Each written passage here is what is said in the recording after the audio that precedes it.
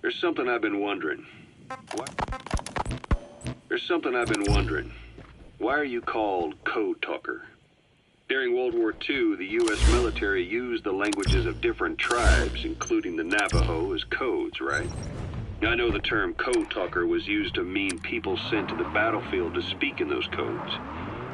Were you one of them? Our mother tongue was indeed used for war, but I did not go. I was already over the conscription age. However, I was made to help craft the codes that were spoken. So in a wider sense, you could call me a code talker for that. Navajo is a complex language, and virtually no one outside the U.S. speaks it. They must have thought it was the perfect language to use as a code. Yeah, in the end, the Japanese never cracked it. The cipher is king in information warfare. Of course, they didn't simply speak in Navajo. They created substitutions for words according to... Boss, get down. The enemy's sniper. Stay low and crawl along the ground. That should enable you to sneak past enemies. Of the Pacific Theater as code talkers. That's the target. Fight is an honor for the Diné. They were the pride of our people. But I cannot say this history brings me joy. Words are alive. When they are spoken, life is breathed into them. They become a part of the listener. Our words were transformed into lifeless ciphers and used for war. This, after the Black Ana spent generations suppressing the language. Yeah, I'm sorry. So I guess we shouldn't be calling you Code Talker, huh? No, I do not mind. The reason Skullface called me Code Talker was because I also am responsible for coding language into the vocal cord parasites. I am the same as those young warriors, used for a cipher's sake. I must never forget that. The name, Code Talker, is a lesson carved into my being. You said Skullface ordered you to weaponize the vocal cord parasites. But you also said he wasn't the reason. And he wasn't. I was seduced by the parasites. That is a fact. How? You mean from your curiosity as a scientist? That I cannot deny. But there is more to it. The story goes back to the 19th century, to my earliest memory. One day, a man from the government visited our Hogan, our home. I cried as he yanked me from my mother's arms and took me away to an Indian boarding school. From that day forward, I became George. This was the name my teacher gave me. I was forced to give up my Diné name, forbidden from speaking anything but English. If we dared utter... You gonna extract him? Navajo, the teacher made us eat a bar of soap. Yeah, that was the U.S. government's education policy for Native Americans. To erase our words was like erasing our people. Their education was tantamount to ethnic cleansing. Over time, the overt persecution of our language stopped. But to this day, it continues to be eaten away by the lingua franca, that is English. Many of the Diné outside the reservations can speak nothing else. And it isn't just our language. Across the world, minority languages are being destroyed by dominant languages. Many are on the verge of extinction. Enter the vocal cord parasites. Yes, I began thinking that minority languages needed some sort of deterrent against dominant languages. In order that their peoples and cultures would survive. It was then that I came across literature at the Foundation claiming that man acquired language thanks to a type of parasite, one that distinguishes between languages as a precursor to reproduction. If I could just resurrect it, make it more pathogenic, I would have my deterrent against English. But I failed to hide that aim from Skullface. He noticed. Yes, I wanted to retaliate against the English language, though never did I intend to actually use it as he planned. You know how the story ends. I was forced to study how to make the parasites compatible with all the world's languages. All but English. However, he in fact secretly isolated an English strain. I will not be held prisoner by the man's phantom. The English strain must not be allowed to exist either.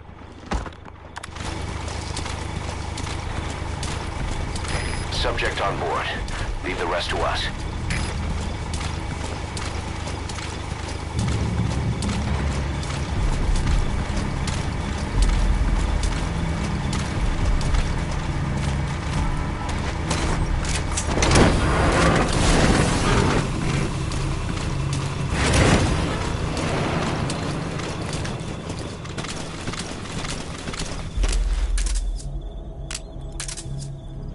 He's coming too. Roger that.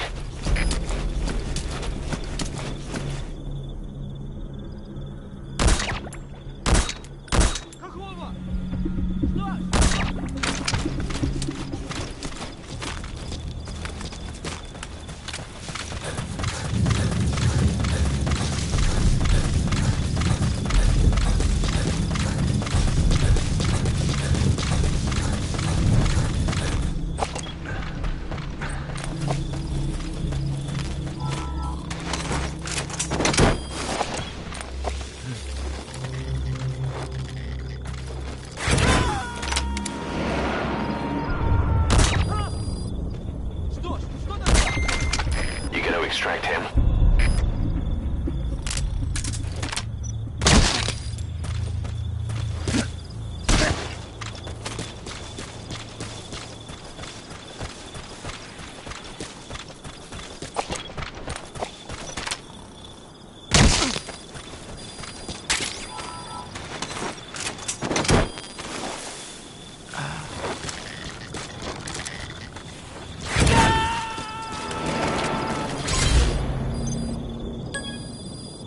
Subject on board. Leave the rest to us.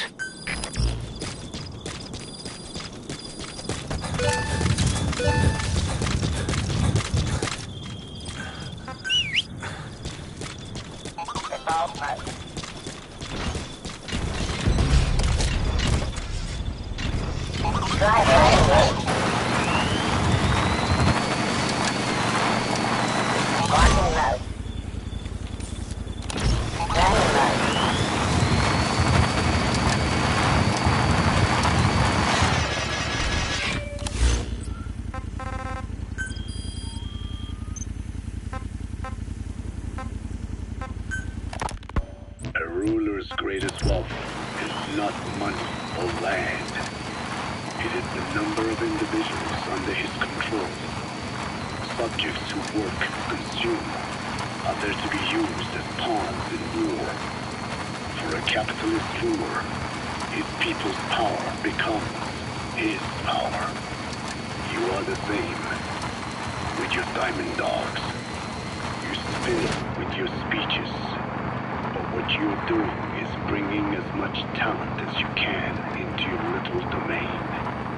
Every person another feather in your cap. Yes, since ancient times, every civilization's ruler has had the same idea. When people unite under one will, they become stronger than the sum of their parts.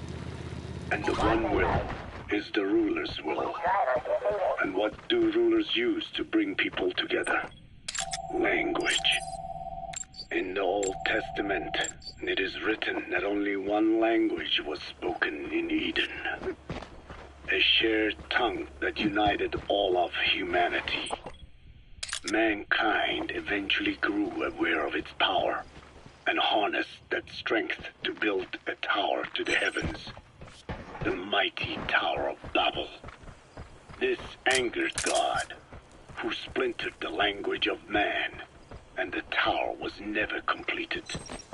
Languages emerged, and the earth was divided as men went their separate ways. Every age is the same. A ruler's first order of business, after conquering new land, is to force his tongue on its people.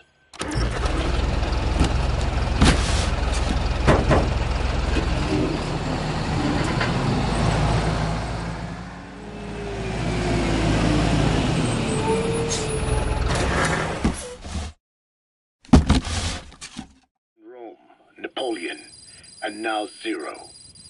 English is wreaking havoc around the world right now. The British Empire tilled the land with war as its hoe, then began planting the seed that is English. Eventually, American capitalism became the new instrument. To play its game of wealth, you only had to abide by one rule: English. By exploiting people's desires, English has become a leash that people gladly wear around their necks, it would seem.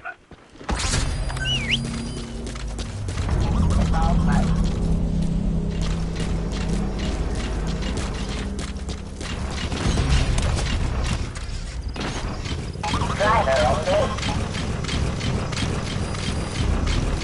Driving light.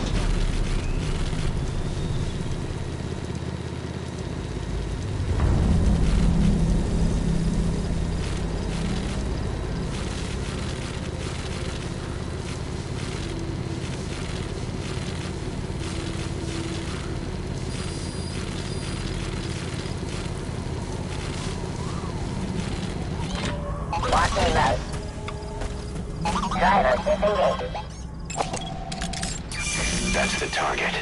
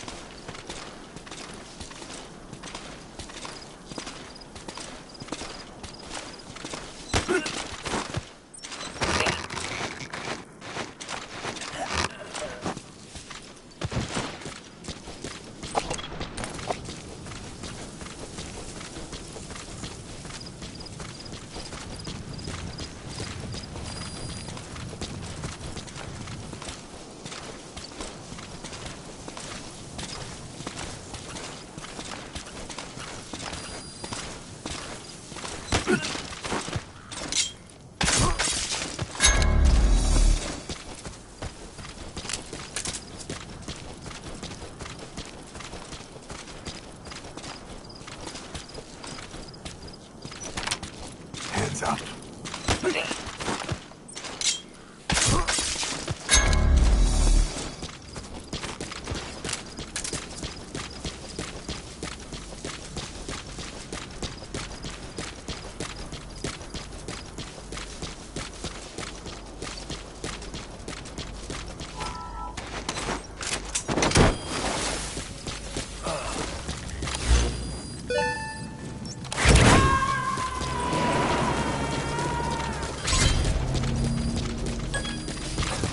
He's coming too. Roger that.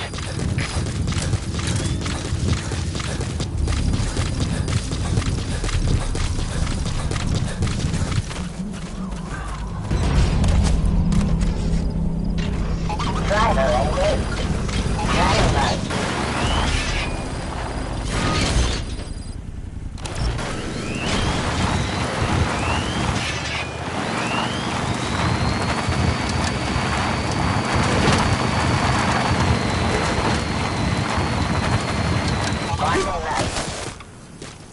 Driver disengaged.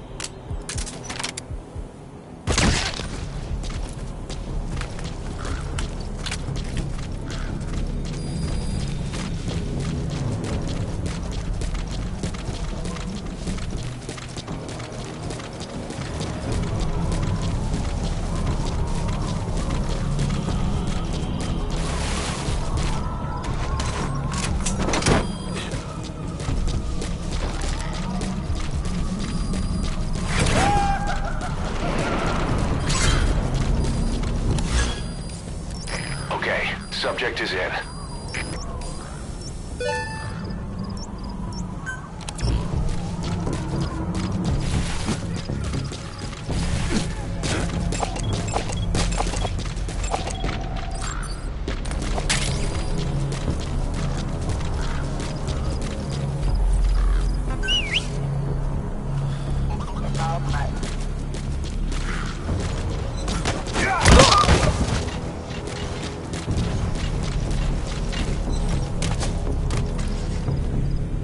Driver engaged.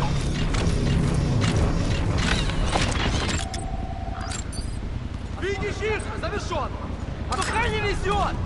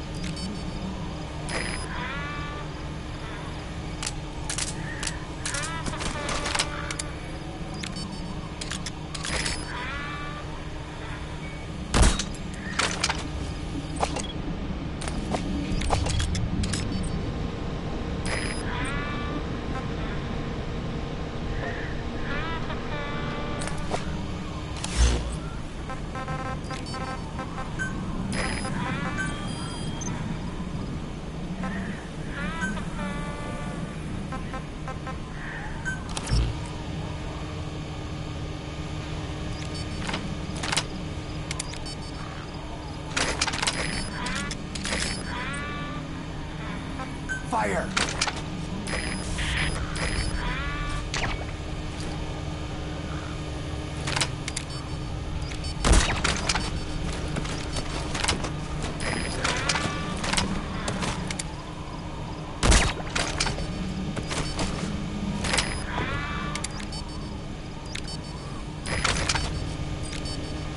Fire!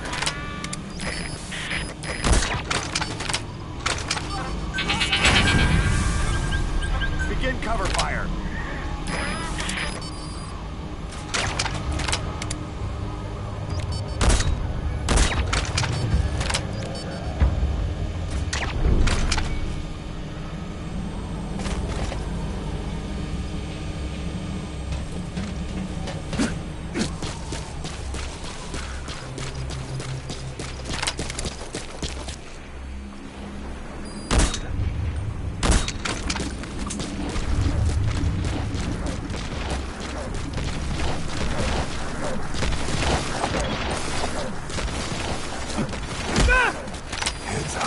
Подожди, не стреляй!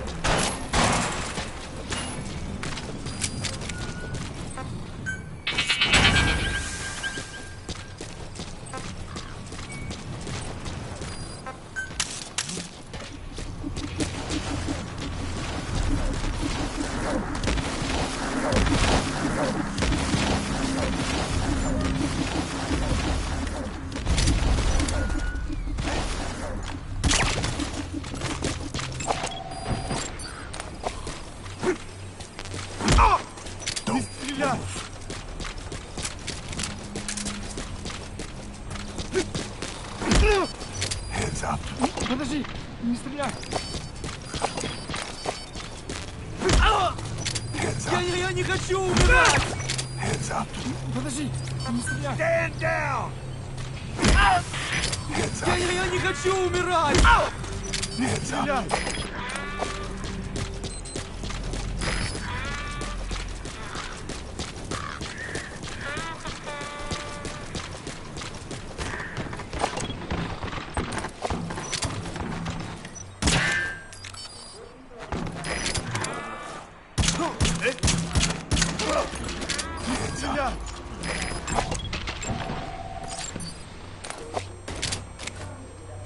On the ground.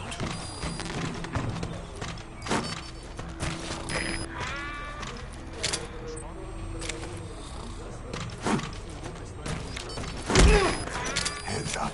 Подожди, не стреляй! Get down.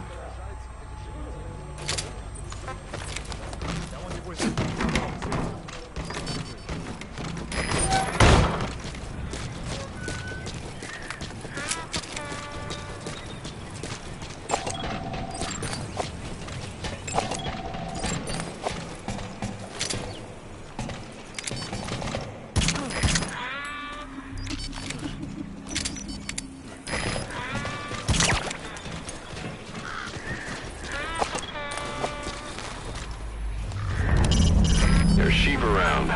With the local residents gone, they've gone back to the wild. Fire.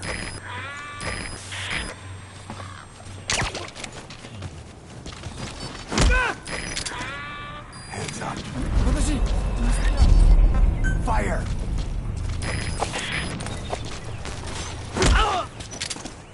Hands up. Я не хочу умирать! Fire.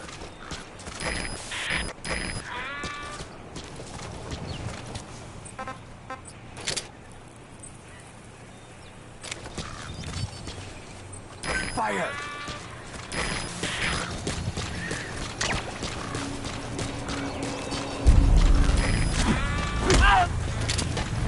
Hands up. Я не хочу умирать!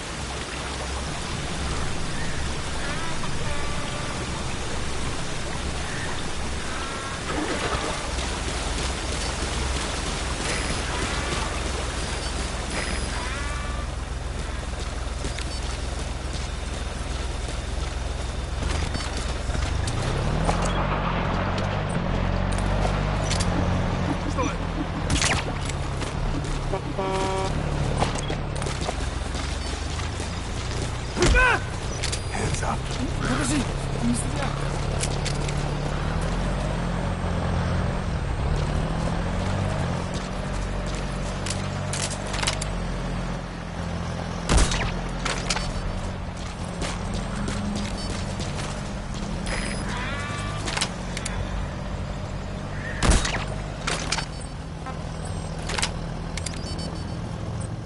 Fire!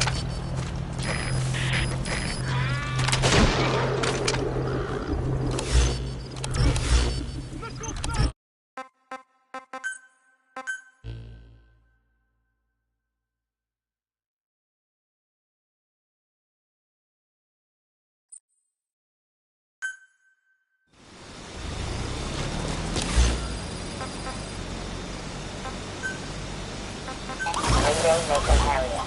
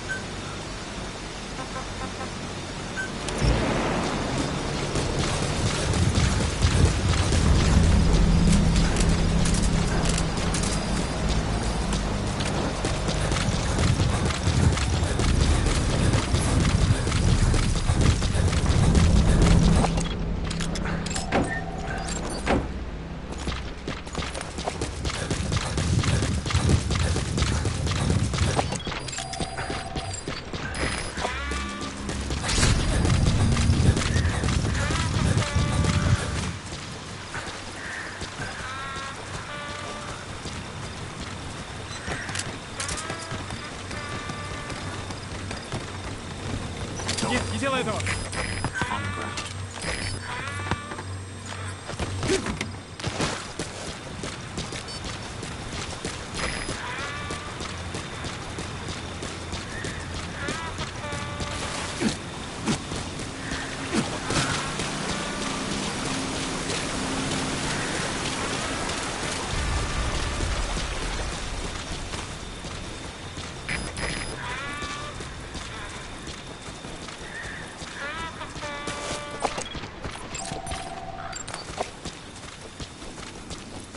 Слышал истории о человеке с одним глазом?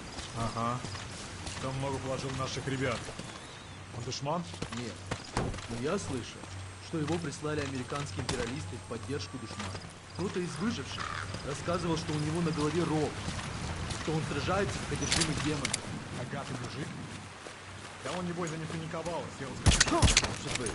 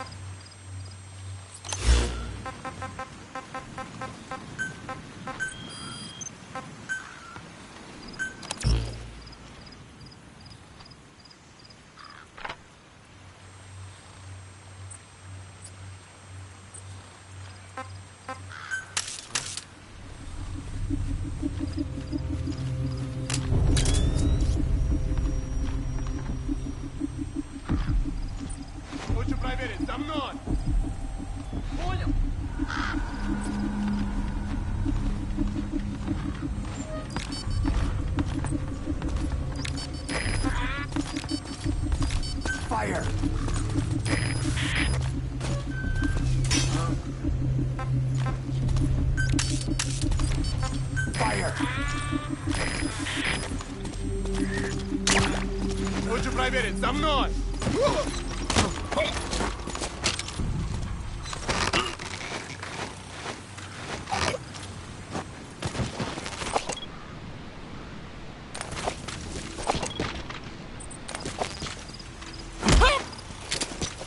Нет, не делай этого! Я не хочу умирать!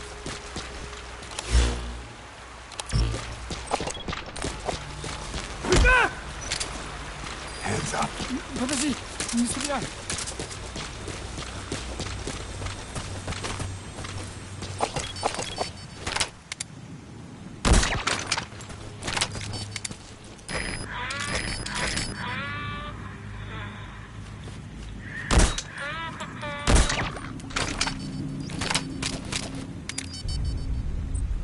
Fire.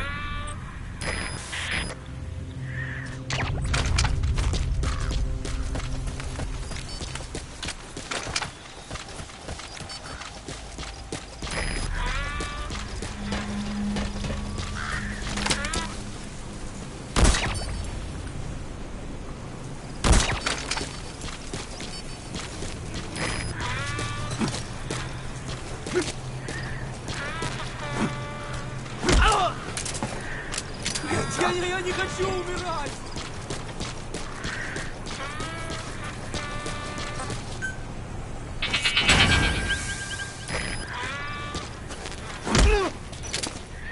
Hands up. Подожди, не стреляй!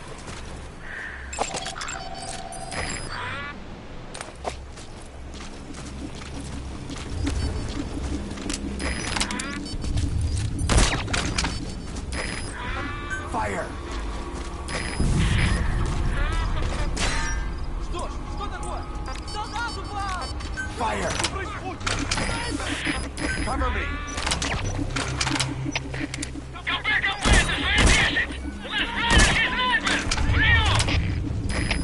Это КП, понял? Найти вражеского снайпера и снять его. Конец связи!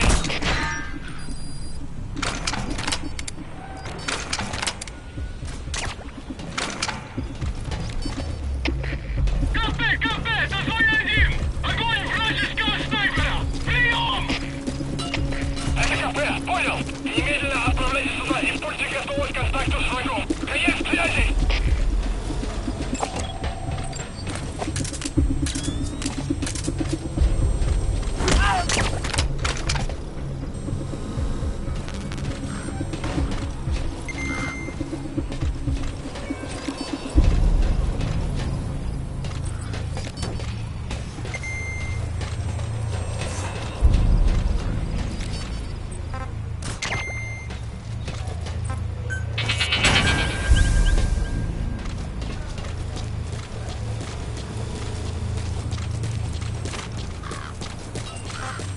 Cease cover fire.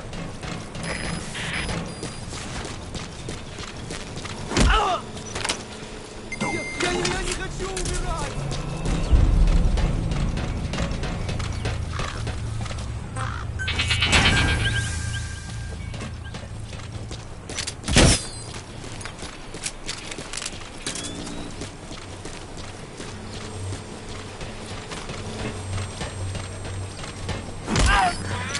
Я не хочу умирать!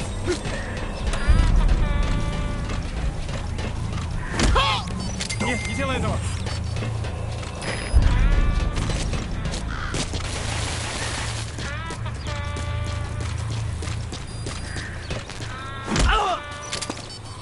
Hands up. Я не хочу умирать!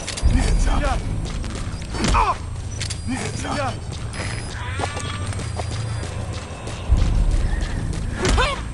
Нет, не делай этого! Зона 1! Мы потеряли вражеского снайпера! Остаемся на чеку! Прием! Это КП, понял? Оставайтесь на чеку. Конец связи. Не стреляй!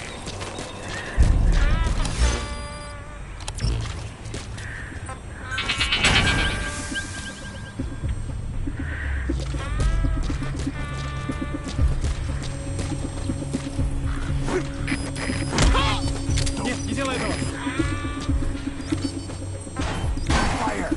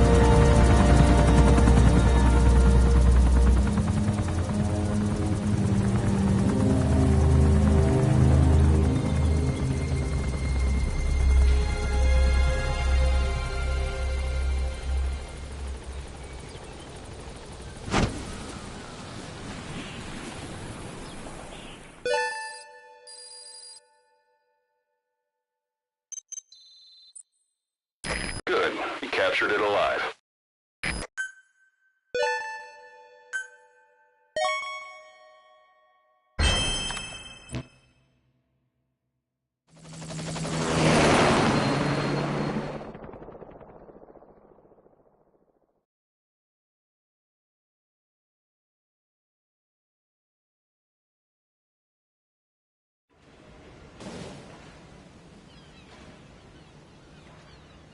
I barely recognize you, Colonel.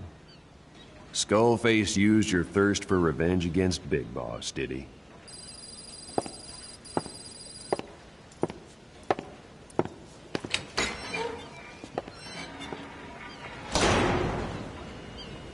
Boss, I've updated the mission list. We've received some new job offers. The details are on your iDroid.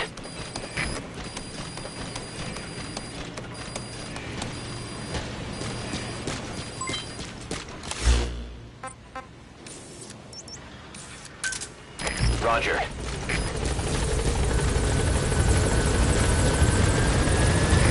This is B-Quad. Arriving shortly at LZ.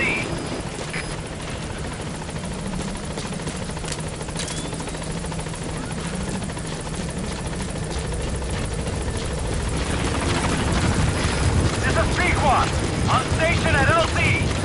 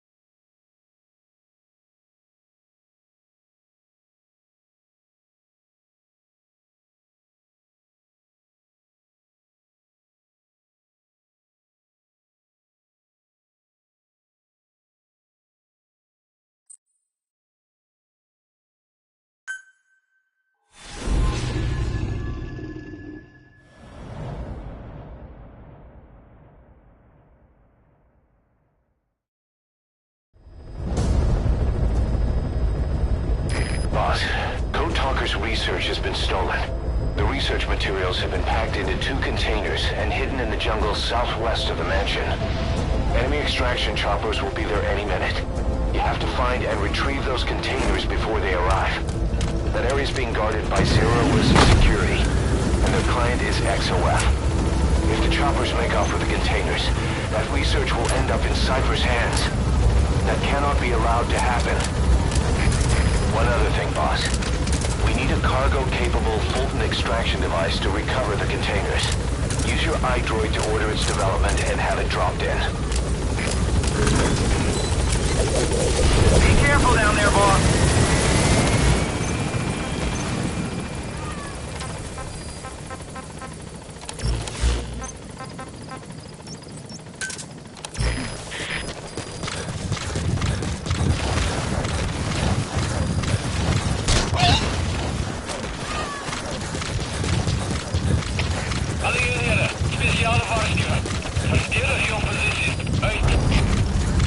Boss, looks like they're stepping up security around the targets. Watch yourself.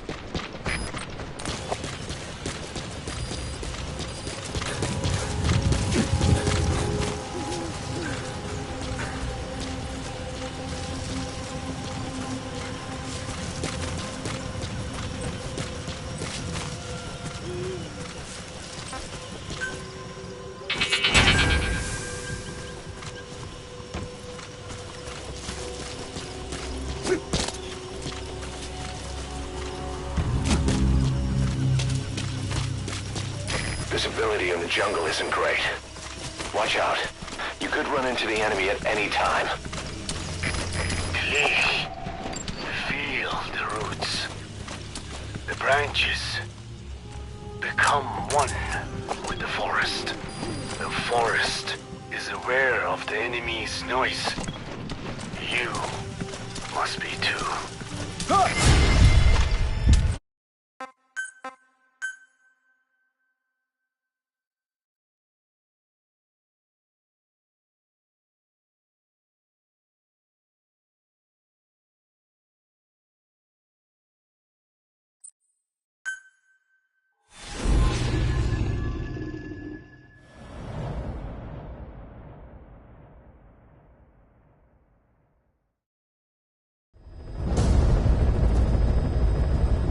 Boss, Code Talker's research has been stolen. The research materials have been packed into 2 containers and hidden in the jungle southwest of the mansion. Enemy extraction choppers will be there any minute. You have to find and retrieve those containers before they arrive.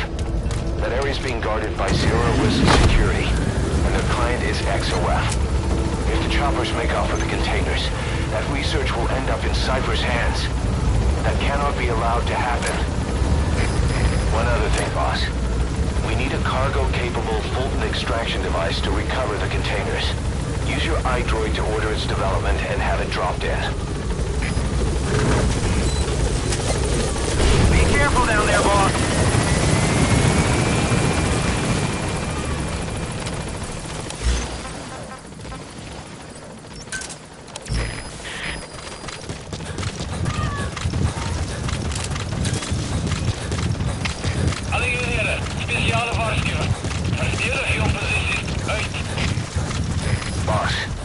Looks like they're stepping up security around the targets. Watch yourself.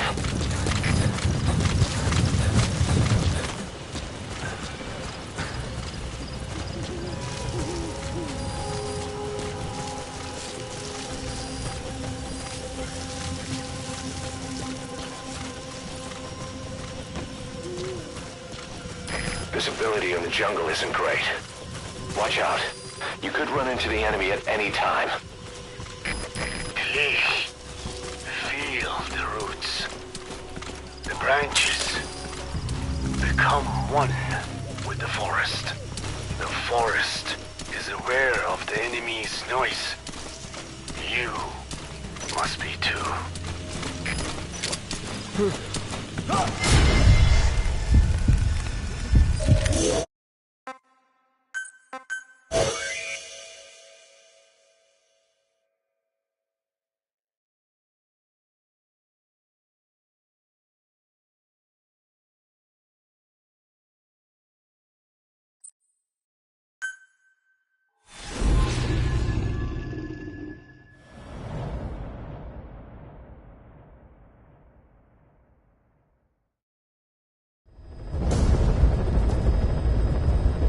Boss, Code Talker's research has been stolen. The research materials have been packed into 2 containers and hidden in the jungle southwest of the mansion. Enemy extraction choppers will be there any minute. You have to find and retrieve those containers before they arrive. That area is being guarded by zero-risk security, and their client is XOF. If the choppers make off with the containers, that research will end up in Cypher's hands. It cannot be allowed to happen. We need a cargo-capable Fulton extraction device to recover the containers. Use your iDroid to order its development and have it dropped in. Be careful down there, boss.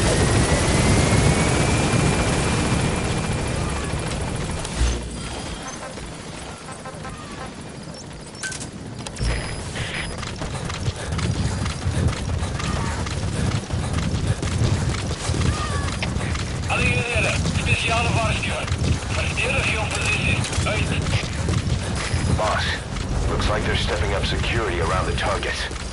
Watch yourself.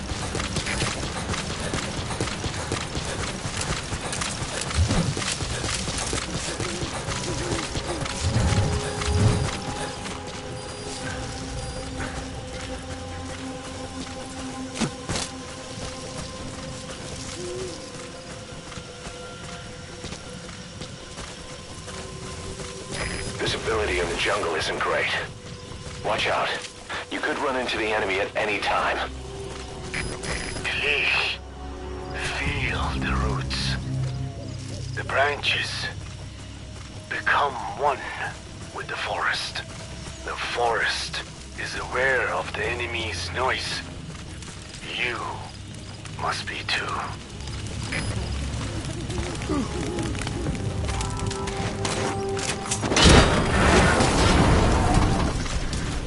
Target extraction confirmed. That leaves 1 target to go. Take care of the next one. Boss, our early warning radar just picked up the enemy choppers. We'll keep you informed of their ETA. Hurry up and extract the target. You can't go firing on the XOF choppers. If we attack XOF now, it'll be a declaration of war against Cypher itself. That time will come, but it's not now. GPS terugkeer. Die opdracht eerst stil. Moet het waarschijnlijk uitdrukken. Via instructie. Over. De CPS begrijpt. Verdere verlies is onaanvaardbaar. Van jullie oorwoord. Uit.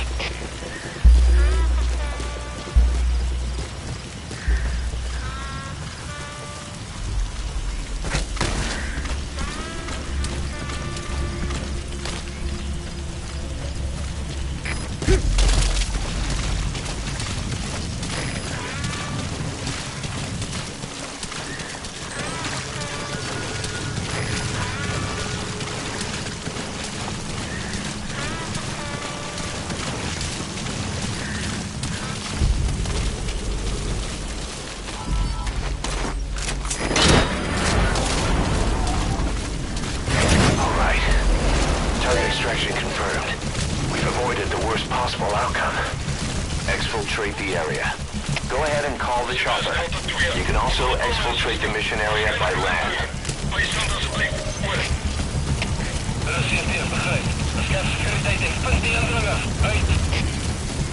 The enemies notice the targets are gone. They'll be looking for you. Hurry up and exfiltrate the hot zone.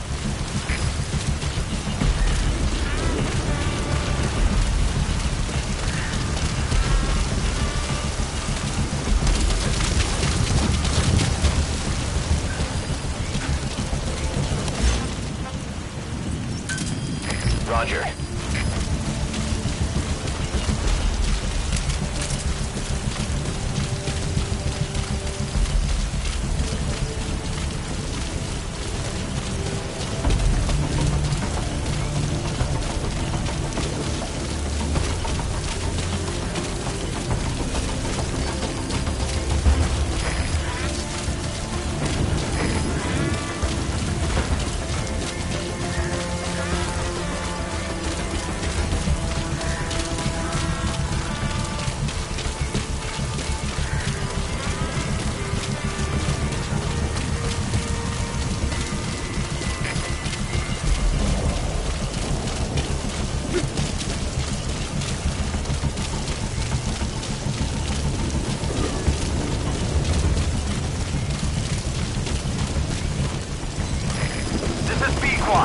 Arriving shortly at LZ.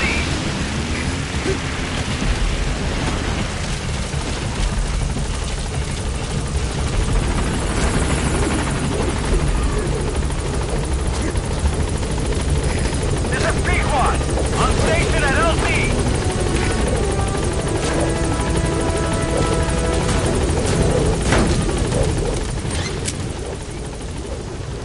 Gaining altitude.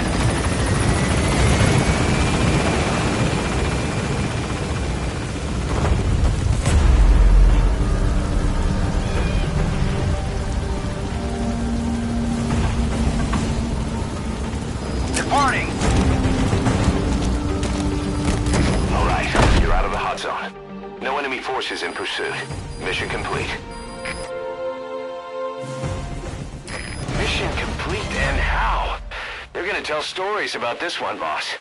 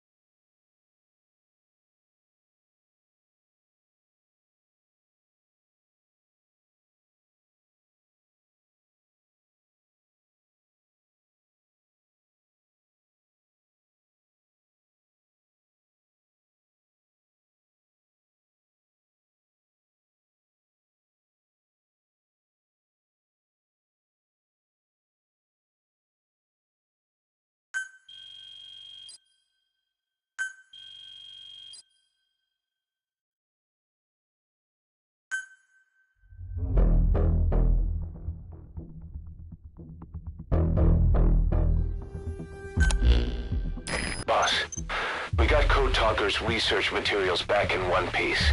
The medical team has them under lock and key in the quarantine facility. The materials should help their research into the vocal cord parasites. Cypher won't be getting their hands on them now.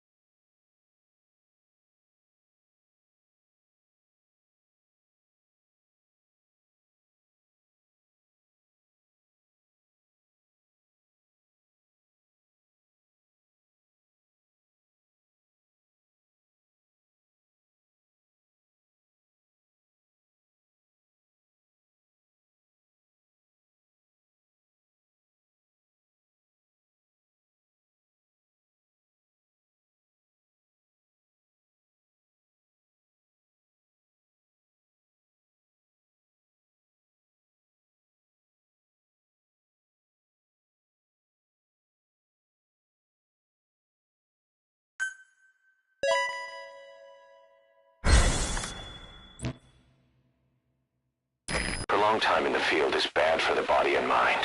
I think it's time you took a break. Do it for me. Come back to Mother Base ASAP.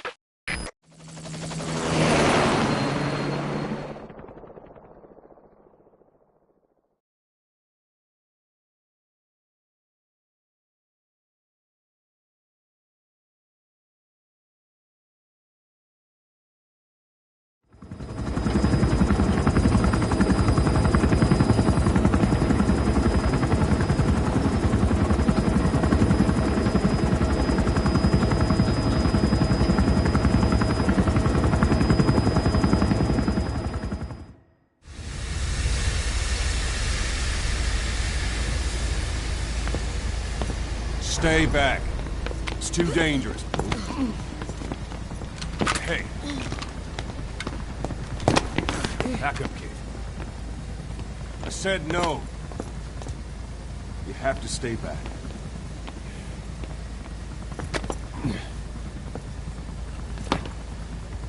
Some things can't be helped. Back to your quarters.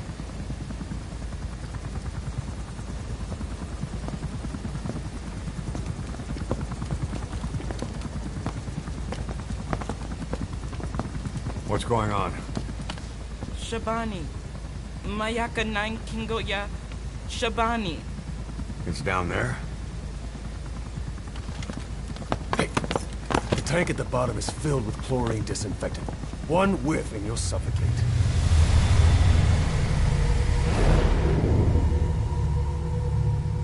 Don't even.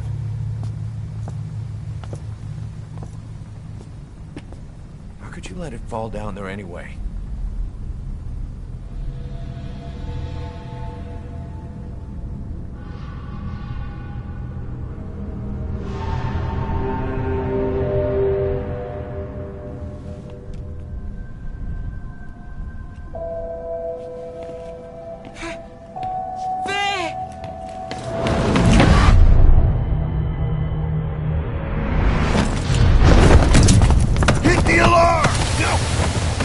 Go down there, and it is over. Boss! Hey! Listen to me! There is no way to recover the body.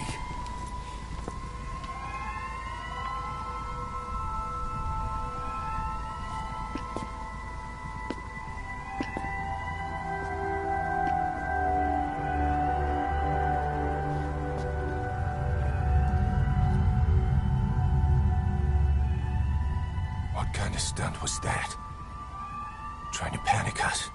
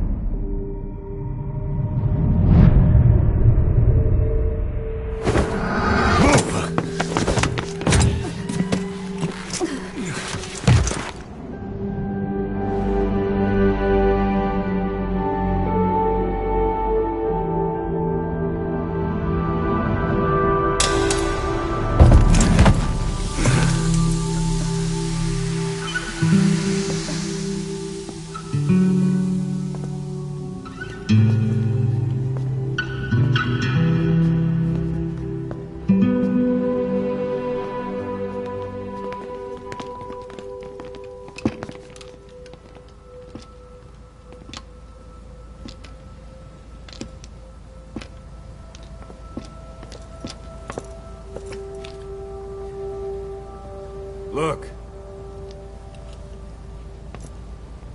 Here.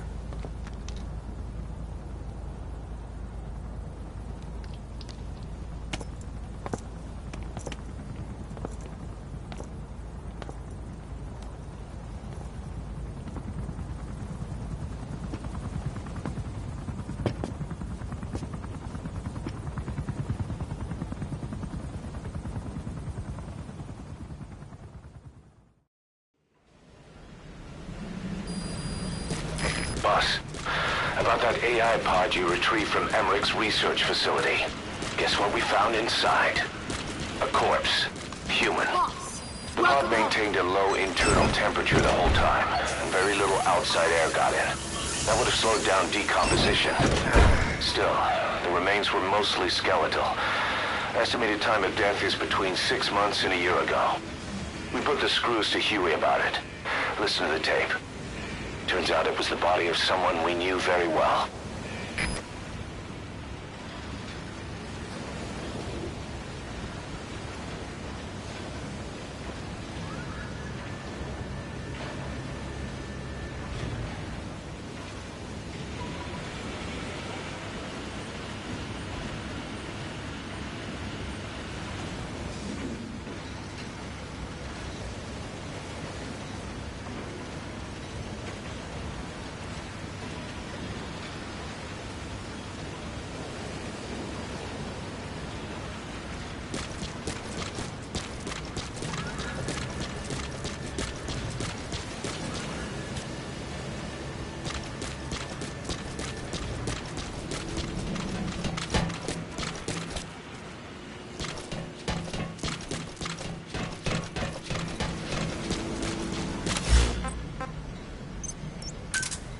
Roger.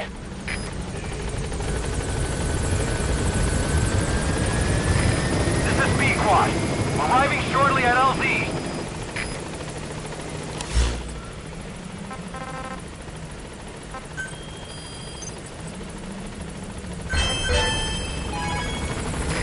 This is B-Quad.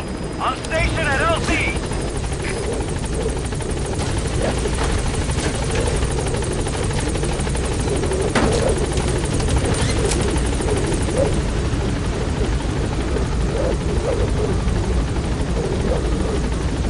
Gaining altitude.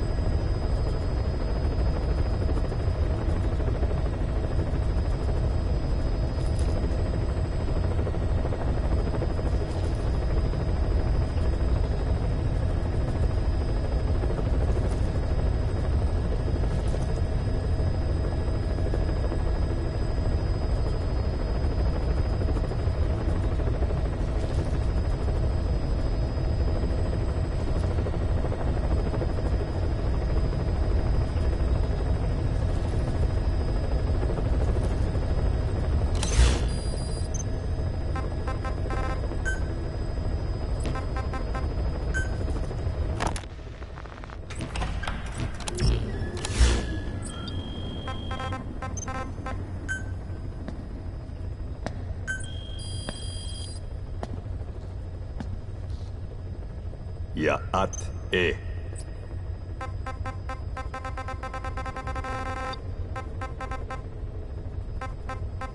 You disappoint me. Have you forgotten my face?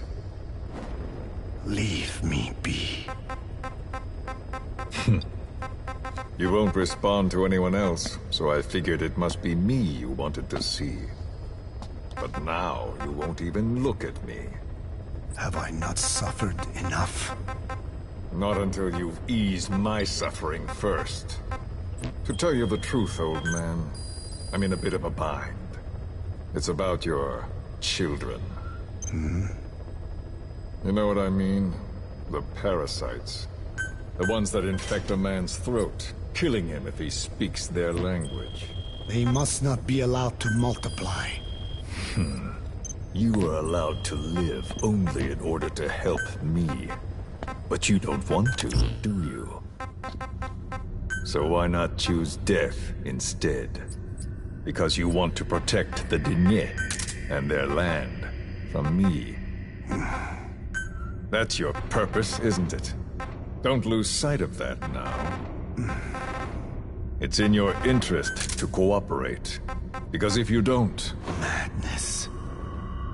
The parasites can't detect your people's tongue.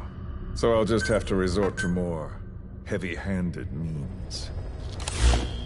I have the greatest respect for your people. I would rather avoid such a thing, but we don't always get our way.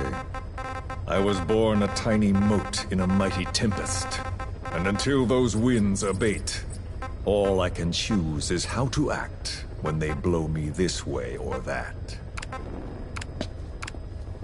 Tell me, Code Talker, what happens to a man infected with a pair of your parasites?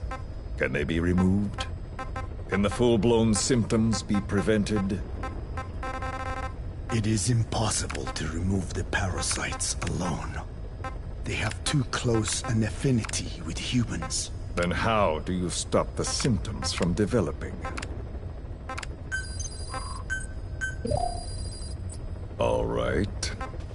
I was hoping for an answer now, but perhaps you just need a little more time.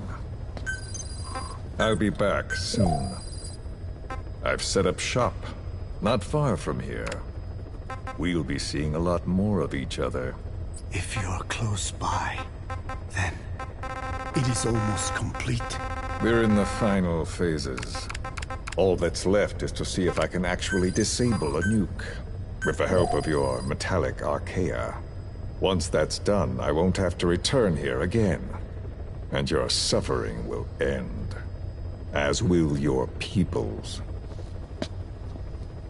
We're almost finished, Code Talker, each in our own way. My only regret will be not finishing you. There's nothing stopping you. I'm only alive because you want me that way. Ridiculous. As you wish. My regret is this misunderstanding between us. You and I, our goal is the same. We should be working together. A symbiosis. You do not know my mind. I simply want the Diné bloodline to endure. Really now? You're just another mote in the storm. How you react to all the slings and arrows, that's what counts. That's why you call those squirming monsters your children. What I have done is forbidden. Forgive me, all of you. The world should be left the way it is. You of all men should know that.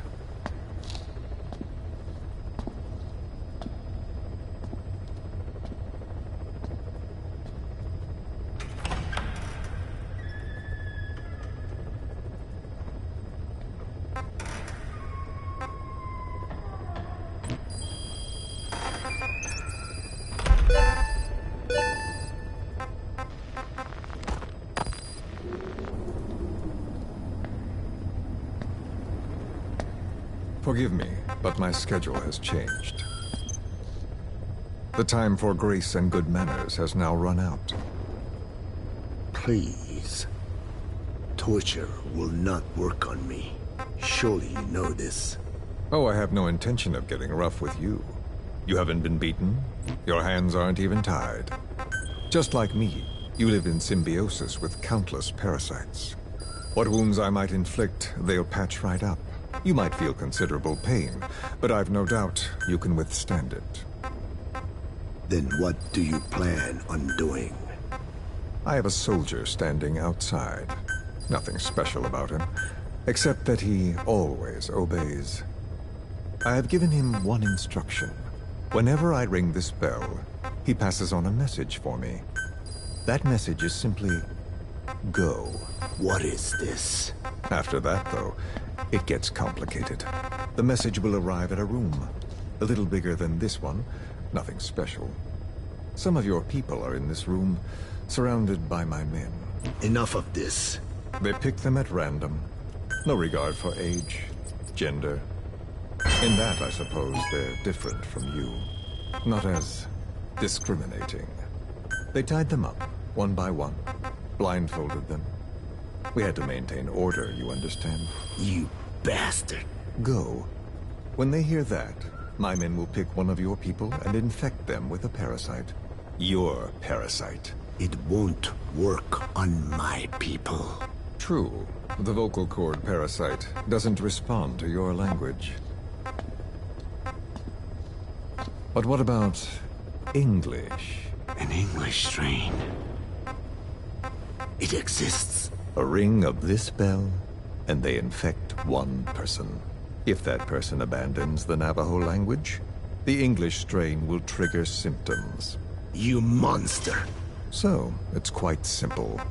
Every time I ring the bell, another of your people is infected. Don't do this. I don't want to do this. I'd rather not have to ring the bell, which is why I'm hoping you will talk to me. What do you want? What else could you possibly want? You know the answer to that. How to prevent the symptoms caused by the parasite. You cannot control it like some slave. Forget the idea. Forget it? Unlikely. I will never tell you. What have you done? You made me do that. You black-hearted... Settle down. Don't use it again. Well, that is up to you. All you need to do is tell me what I want. How to prevent the vocal cord parasite symptoms. Why? Why do you need to know? The adult soldiers at Walayamasa are all dead. What? The parasite traveled downstream. How? It would appear that he was involved. Another demon who woke up from 9 years of slumber. As a result, the vocal cord parasite spread through the village. I told you this would happen. It was an unfortunate accident. He is becoming an annoyance. He may stumble upon the truth sooner or later, but I suppose that is really of no consequence. One day, he too will pay for what he has done. Black Anna. The real demon is you. You know, this incident made me realize something. You are right. I should have acted with more humility. These creatures cannot be controlled. All the more reason I require a means to stop them. There is no such way. Oh, really? Wait! Don't ring it again. It is up to you. Out with it! I see now. There must be more to it than that. What? They are in you. You use this land to breed more of my children. And not just here. No. In pursuit of your ethnic cleansers. You sifted through many language strains. Finding hosts. Breeding more and more. You would have been infected in the process. Infected with countless strains. Most likely your mother tongues as well. Romania, Northern Transylvania. You found that one too. Yes, the Hungarian strain that responds to the CK's dialect. Silence! Black Anna. It is you who shall pay.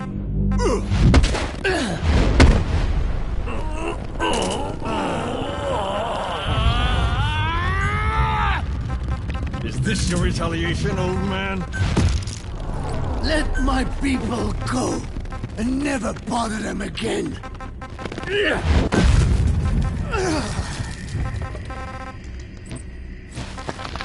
You heard me. What now? What? No! What are you doing? I am not afraid. I probably have every language strain inside of me. Meaning all the world's languages are already lost to me. But that suits me fine. If need be, I myself can produce whatever strain is needed. And that means nothing to you. If you are infected, you can never again speak your mother tongue. Otherwise you will die. As will every one of your countrymen. A few words here and there won't trigger the symptoms. And besides, the time is not yet right to show this face in my homeland. Not until my revenge is complete. Now...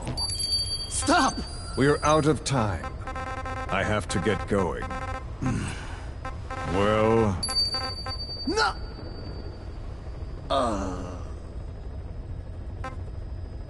Radiation.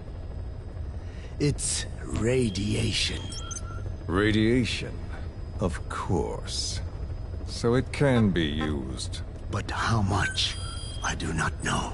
Radiation denatures their reproductive cells, preventing them from mating. Same principle as the sterilization technique. The reproductive cells are more sensitive to radiation than the rest of the body. But I have not tested it. There is no telling what mutation could result, or how the host may be affected.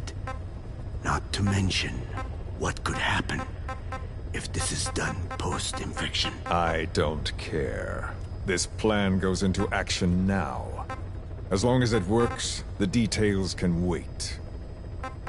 You wouldn't be lying to me, of course, old man. I can guarantee nothing.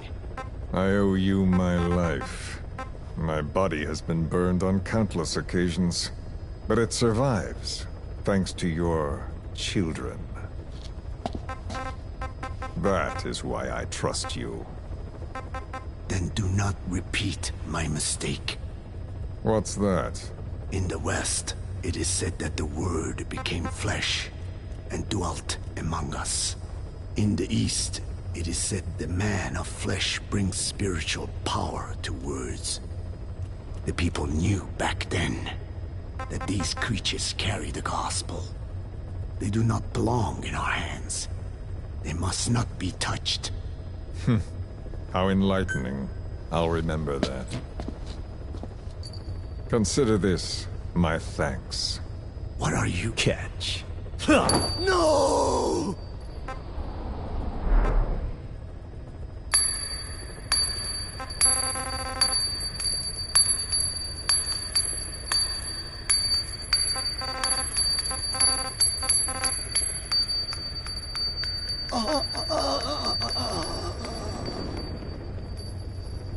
Well then, I'm afraid it really is goodbye this time, Code Talker.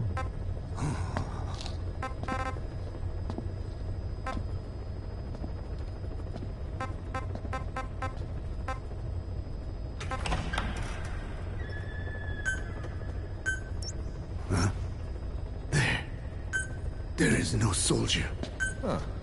Now where did he run off to? Huh?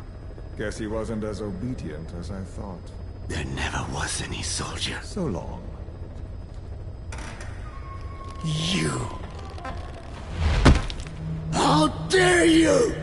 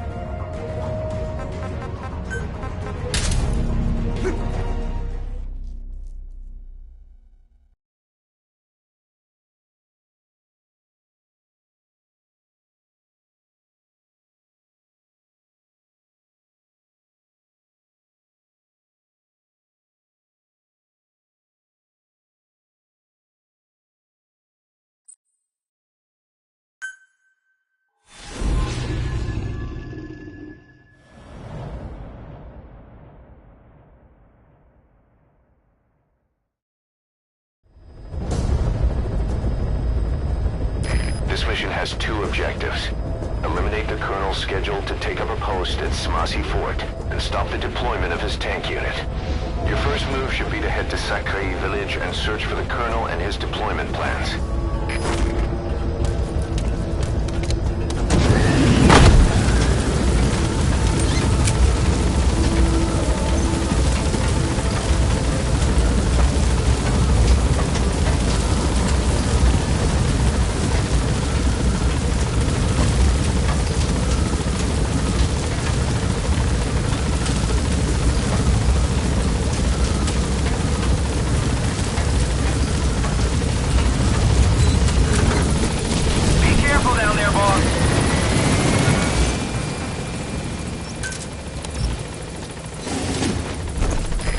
To take out enemy combat vehicles, you'll want to use explosive weaponry.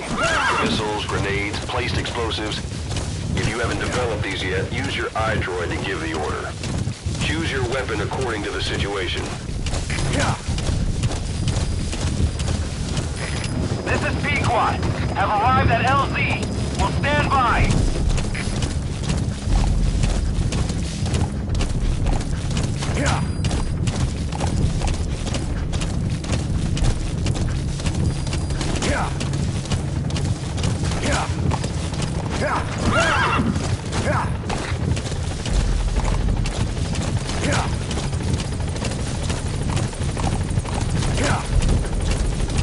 Boss, that Colonel is supposed to be stationed in Sakai Village. Where are you going?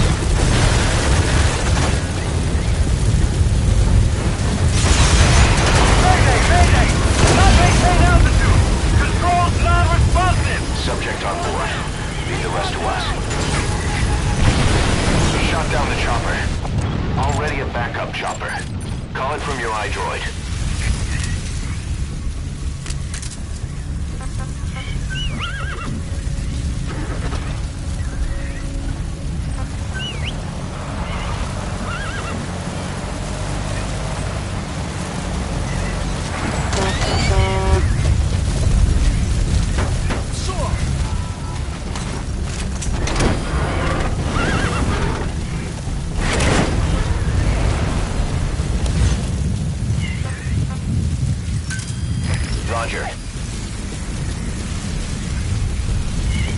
He's coming too. Roger that.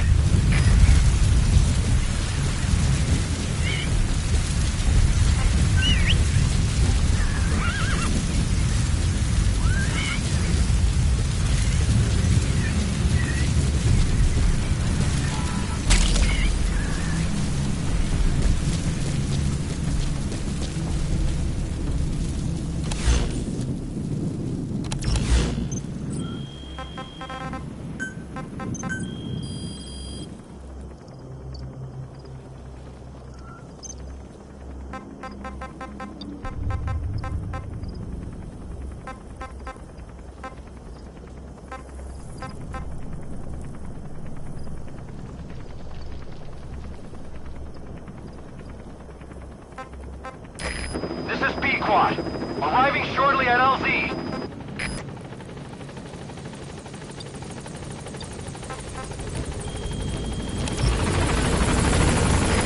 This is B-Quad.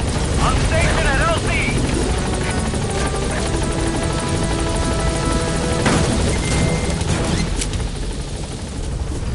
Gaining altitude.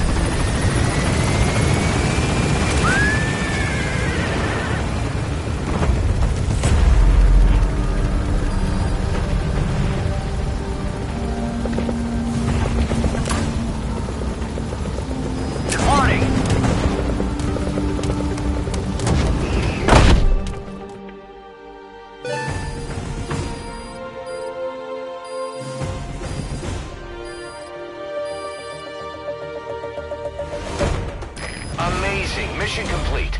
That right there is why you're the best, boss. The one and only.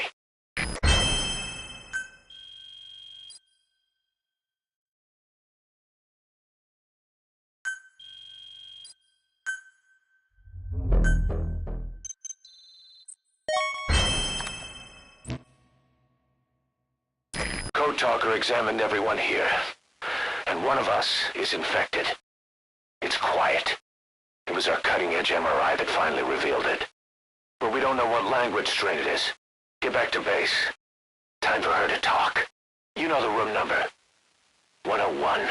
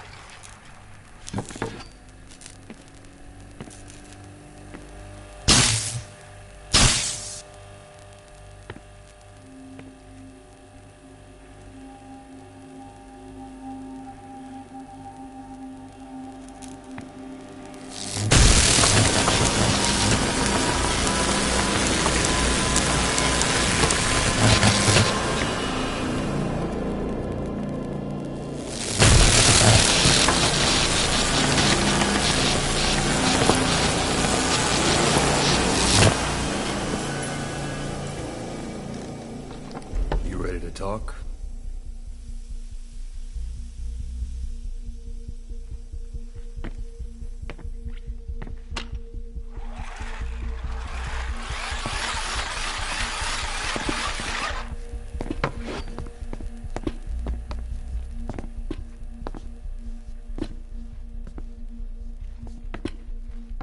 Anything? Still living up to her name. How about you drop the act?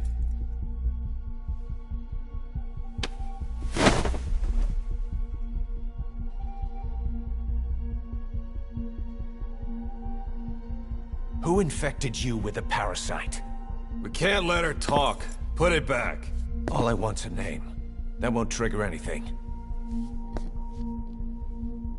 Tell me. Tell me!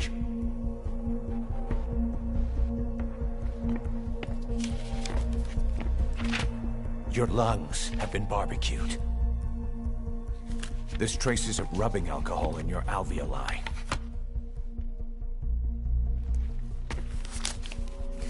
This was found adhered to your lungs, intact. A petal. White Star of Bethlehem. The hospital. Skullface sent you to Cyprus to kill Snake. You were burned inside and out. That should have been the end of it.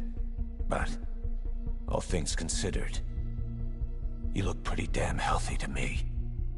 We have Skullface to thank for that, right? I was the only one capable of applying them to parasite therapy. Until he stole them from me.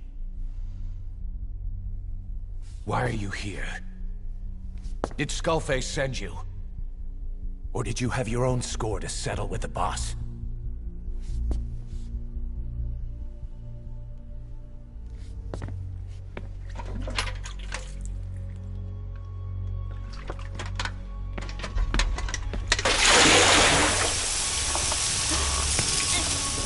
Refreshing? Salt water. No!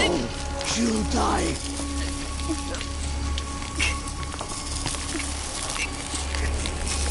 This life isn't yours to take. Enough. That's enough.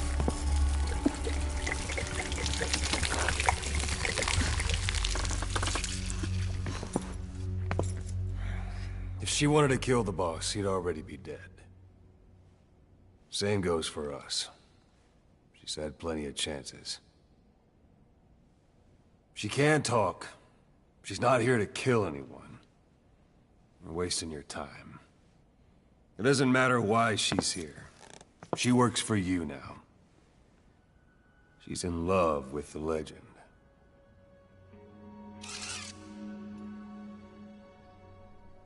What makes you so sure?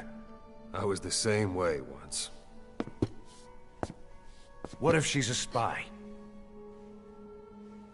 What if I'm a spy? Or you? Go on all day.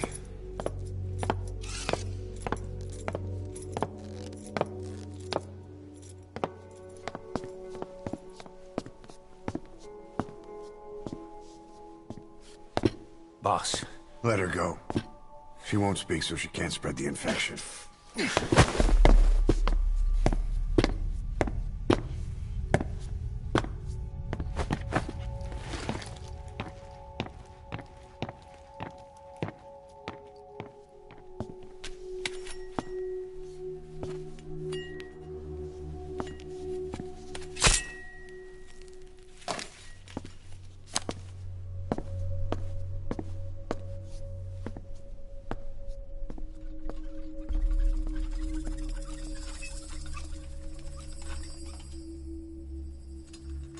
Nabegetten Tisch?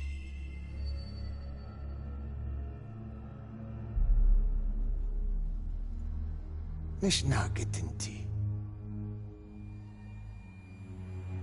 Oh.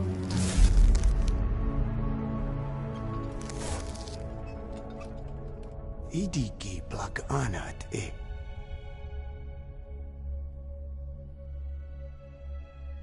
Oh. Ako kode jisdes nicht.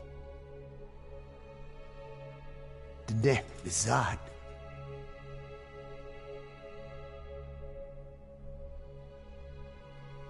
Belagana gesnita. Katobe yasteta. Aseitota. Dodoにした。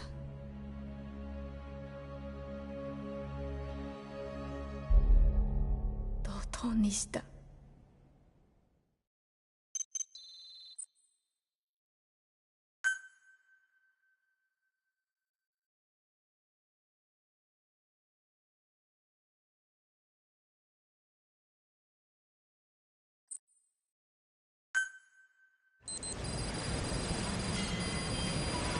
Boss, I've updated the mission list.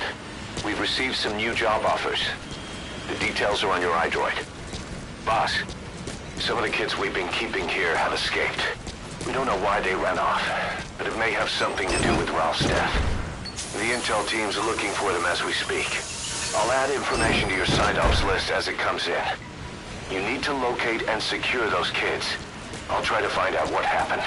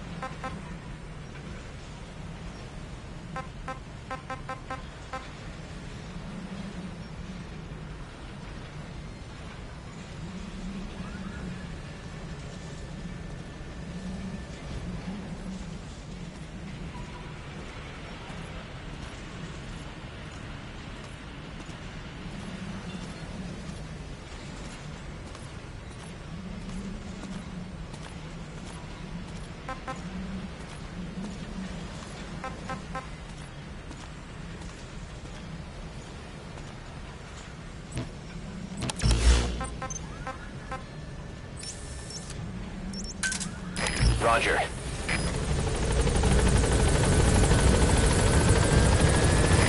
This is B-Quad. Arriving shortly at LZ.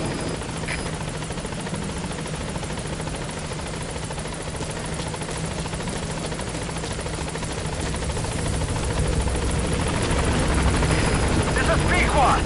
On station at LZ.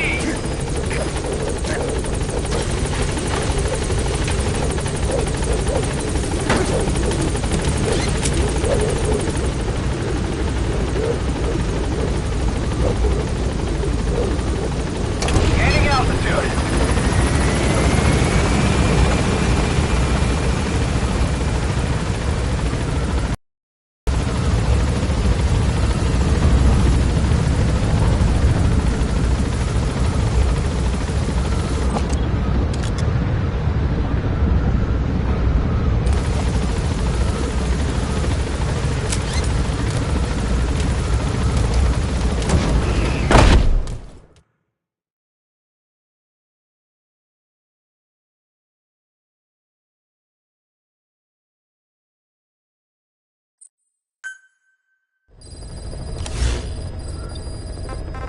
Boss, I've updated the mission list.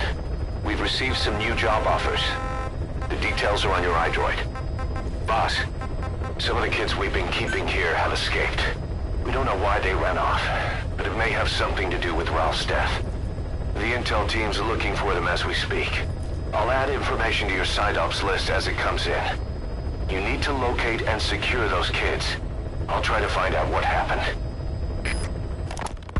Volgan, the GRU colonel, was burned alive with the Shagohod during Operation Snake Eater 20 years ago. Despite suffering severe burns to his entire body, he still clung to life. After you left Seleniarsk, Volgan's body was taken to a research institute in the outskirts of Moscow. But modern medicine couldn't explain why he was still alive. Not that the colonel was any ordinary man to begin with. That constant electric current he had running through his body that he could unleash at will. To be honest, I was always uncomfortable around him. Thought I might get electrocuted just by standing nearby. The institute studying him was tasked with investigating and developing human paranormal abilities. The comatose Volgan was used to further the Soviet Union's research into such abilities. But not long ago, the facility burned to the ground. And Volgan's body was never found among the rubble, even though the fire started in the room where they were keeping him.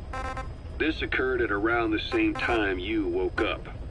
If Skullface was right, and a thirst for revenge can turn a man into a demon and keep the dead alive, then this man on fire who's been coming after us ever since you woke up, well, that just might be what's left of our old friend Volgan. It's not over yet. Back in '64, in Seleniarsk, you brought his plans for a utopia down in flames. That grudge is what's keeping him alive. The day the research facility holding Volgan burned down, a Soviet jumbo passenger jet happened to crash nearby, far away to the north of that hospital in Cyprus. On board the plane was a young boy who was being studied at the same facility. The plane fell to Earth from over 8,000 feet, but the boy's body was the only one not recovered. At almost exactly the same time as the crash, Vulcan awoke in that facility. According to the Research Institute's documents, the gifts this boy demonstrated included psychokinesis and telepathy. To protect his mind from being inundated with other people's thoughts, he always wore a kind of gas mask. A rudimentary form of psychic insulation, apparently. We don't know where this boy is, but if Skullface is connected to him, we may cross paths with him yet. This boy is part of a new age where nothing we understand about the world makes sense anymore. Don't let your guard down.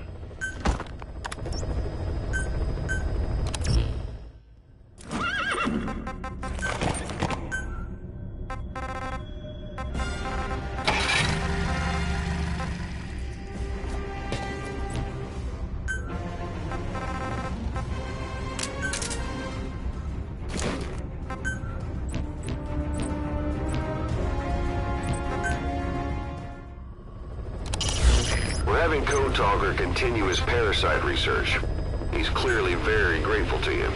I'm sure he'll return the favor somehow.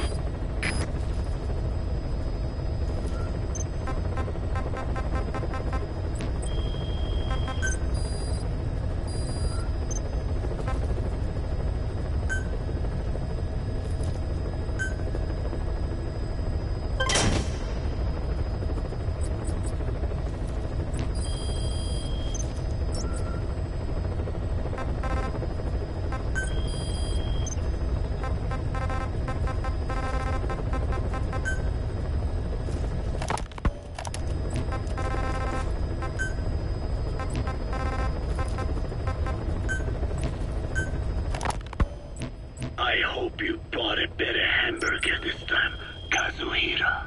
Right. Well, the last one was lacking in every way. The patty was too thin, the bun too dry, and the lettuce days old at best. Hey, that was 100% all beef patty, and no shortening in the bun either. Nature's blessings, unadulterated, in hamburger form. Is that it? But when taste falls short, so does our gratitude to nature. Making such precious blessings unpalatable is sacrilege. I hate to admit it, but I think you're right. I should have known better than to settle for second best. That's why I had him run some more R&D, develop a new burger. In fact, one of our researchers just dropped by with the latest results. Here it is. See how you like this? We shall see indeed.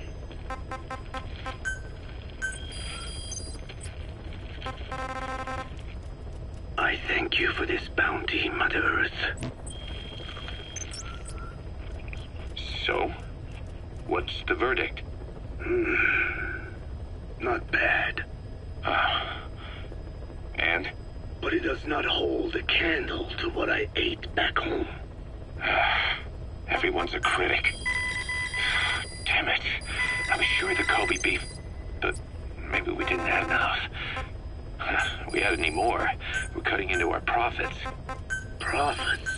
We'll be taking a loss on every unit. What are you talking about? Oh, anyway, I'll be back with another round of product. I will be waiting. Did you say product?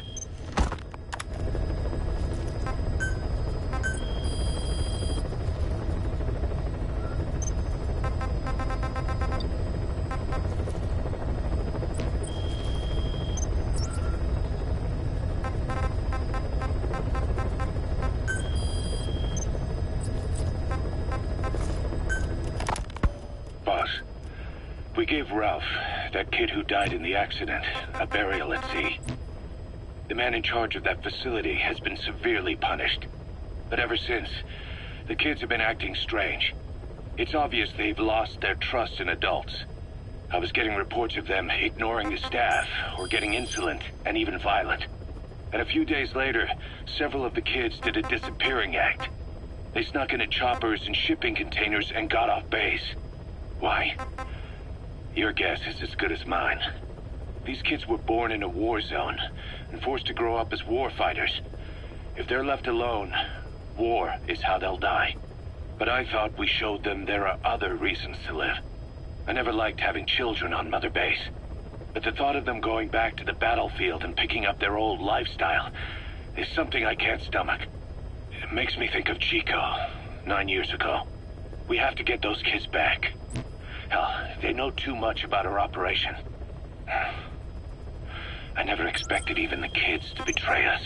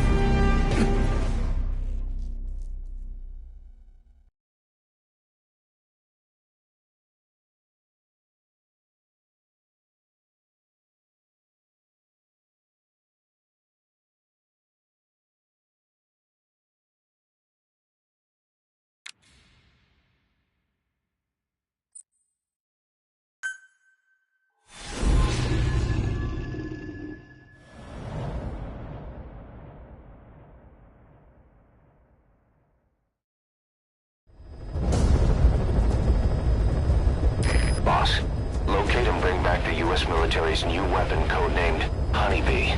The CIA put it in the hands of the Hamid group of Mujahideen. But the Hamid fighters were wiped out. The Honeybee must still be hidden at their base, the fort at Dasmasi Laman. Unfortunately, the Soviets are looking for the weapon as well. You have to get to it before they do. Bring it back here. There's a photo of the target on your iDroid. One more thing. Apparently one of the Hamid fighters survived. He's missing, but if you can find him, he might lead us to the target. Good luck, boss.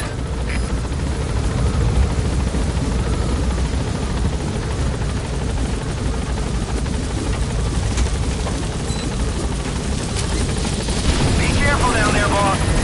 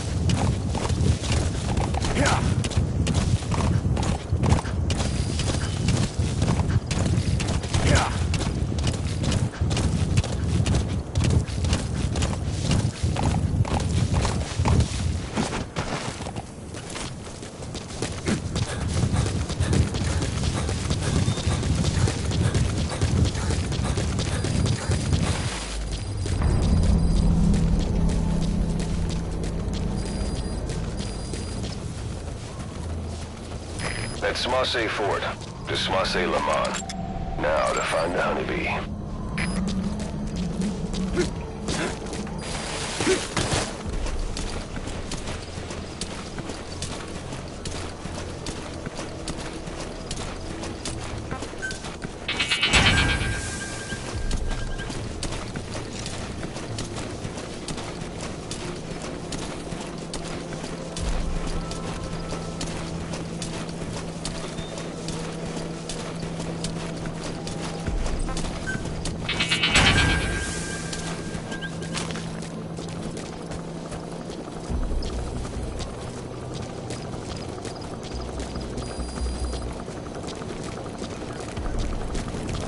That's an enemy gunship. A single burst from its machine gun can cut a man in half. Tread carefully, boss.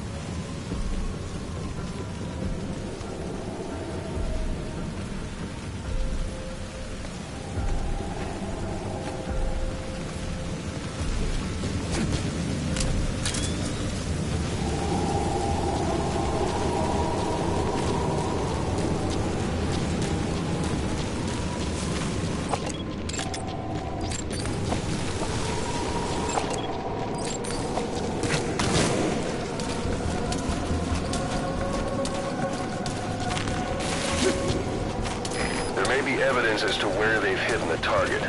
Got a pair of night vision goggles on you?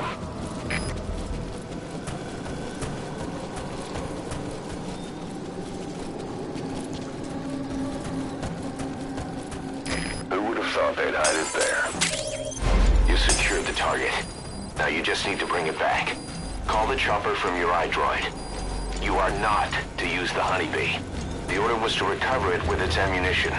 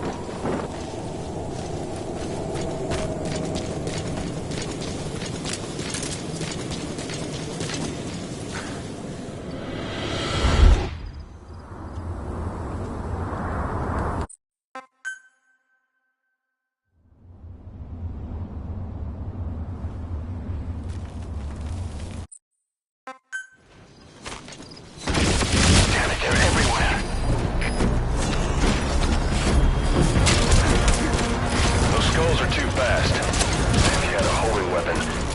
Boss, maybe it's time to see what the honeybee can do.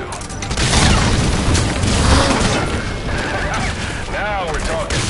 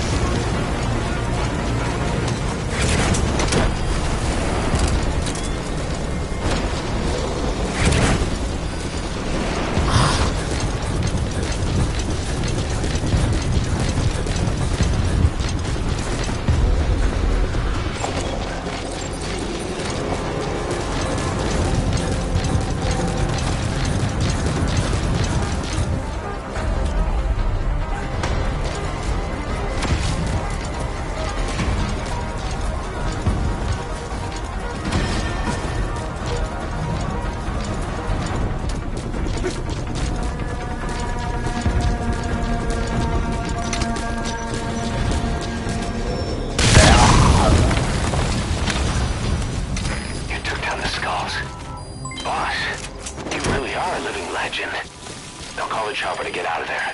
Bring the honeybee back to base.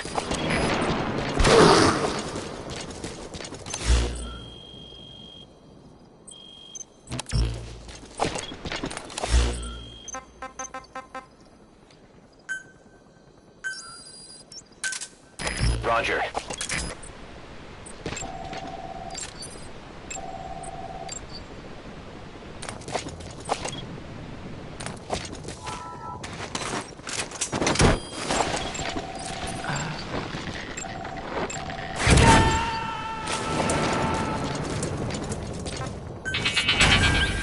He's coming too.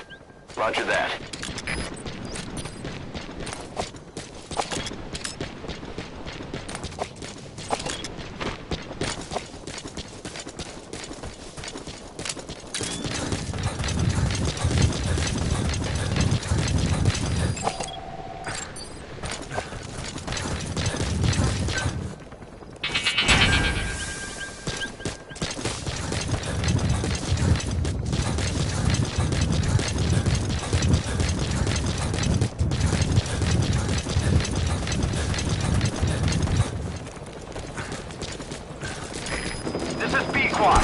Arriving shortly at LZ.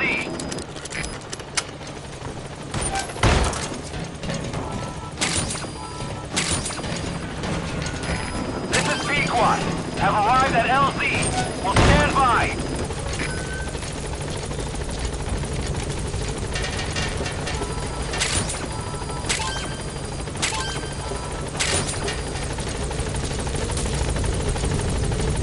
Boss, don't forget the target. The mission is to bring the honeybee back to Mother Base.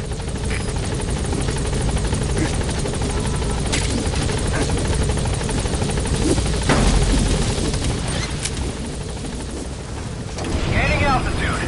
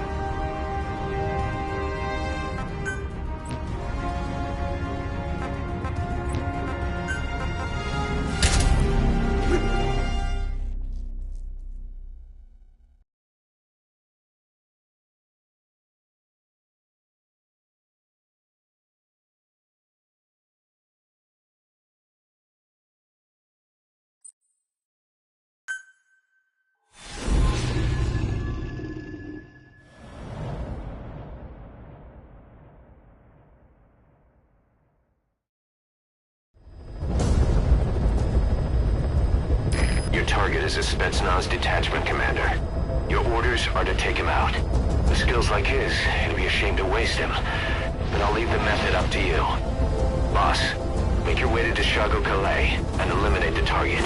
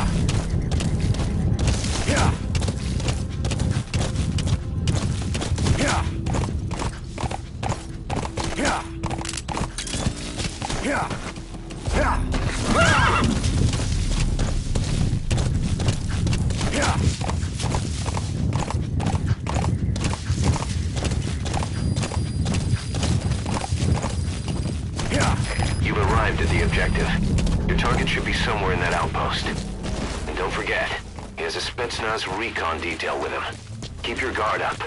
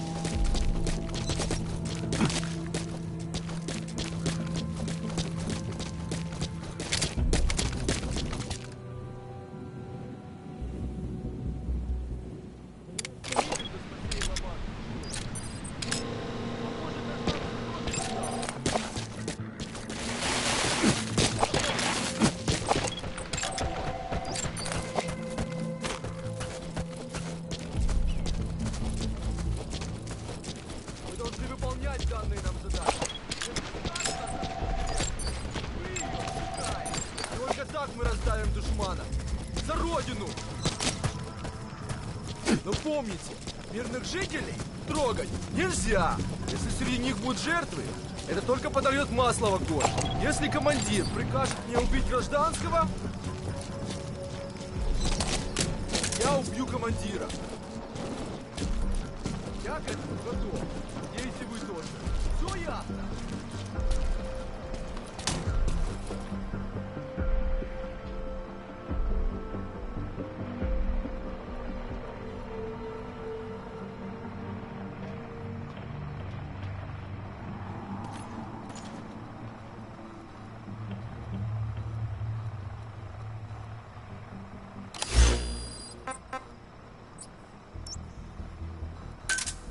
Roger.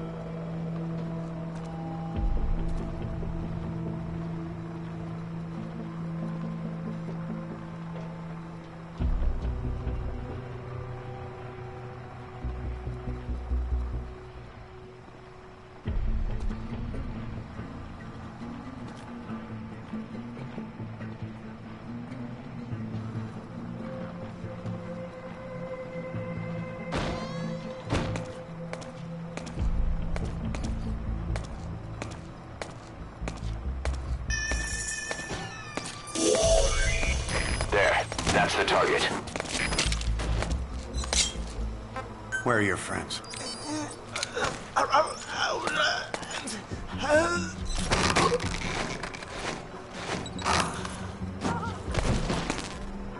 Boss, I gotta say it would be a waste to kill him. But putting him to sleep doesn't count as eliminating him.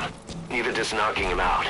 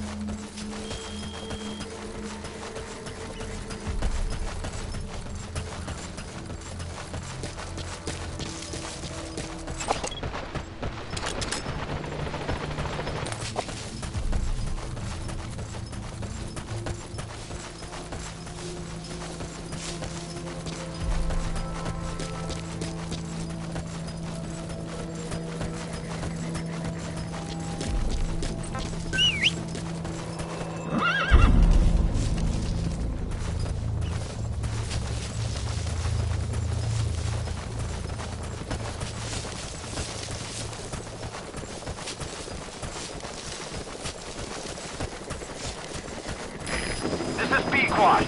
Arriving shortly at LZ.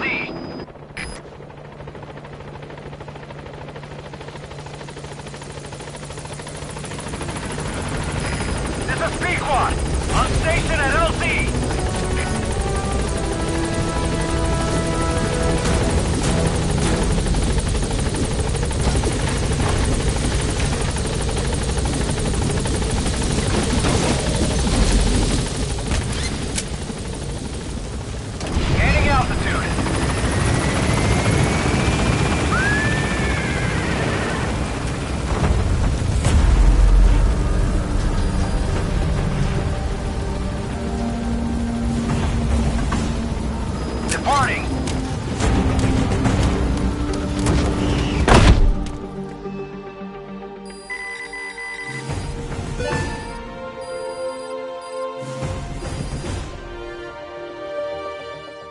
Mission complete, and how? They're gonna tell stories about this one, boss.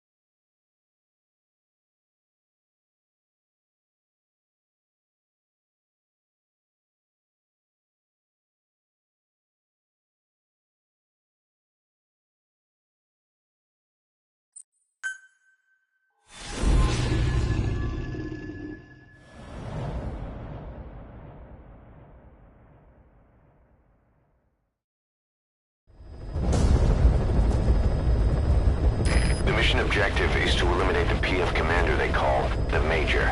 One of the Major's subordinates working undercover with the CFA is due to make contact with him. Check his current location on your iDroid. Follow him, and he should lead you right to the Major.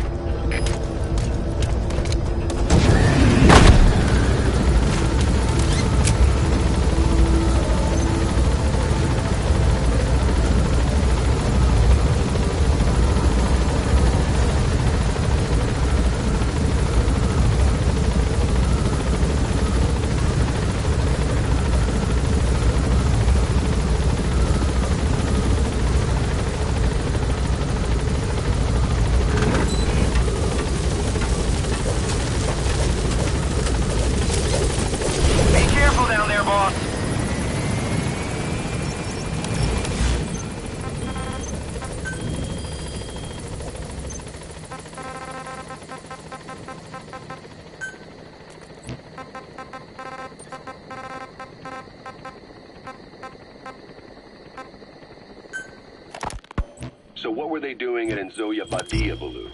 That facility with all the people laid out in rows? The abandoned factory Shabani was held in.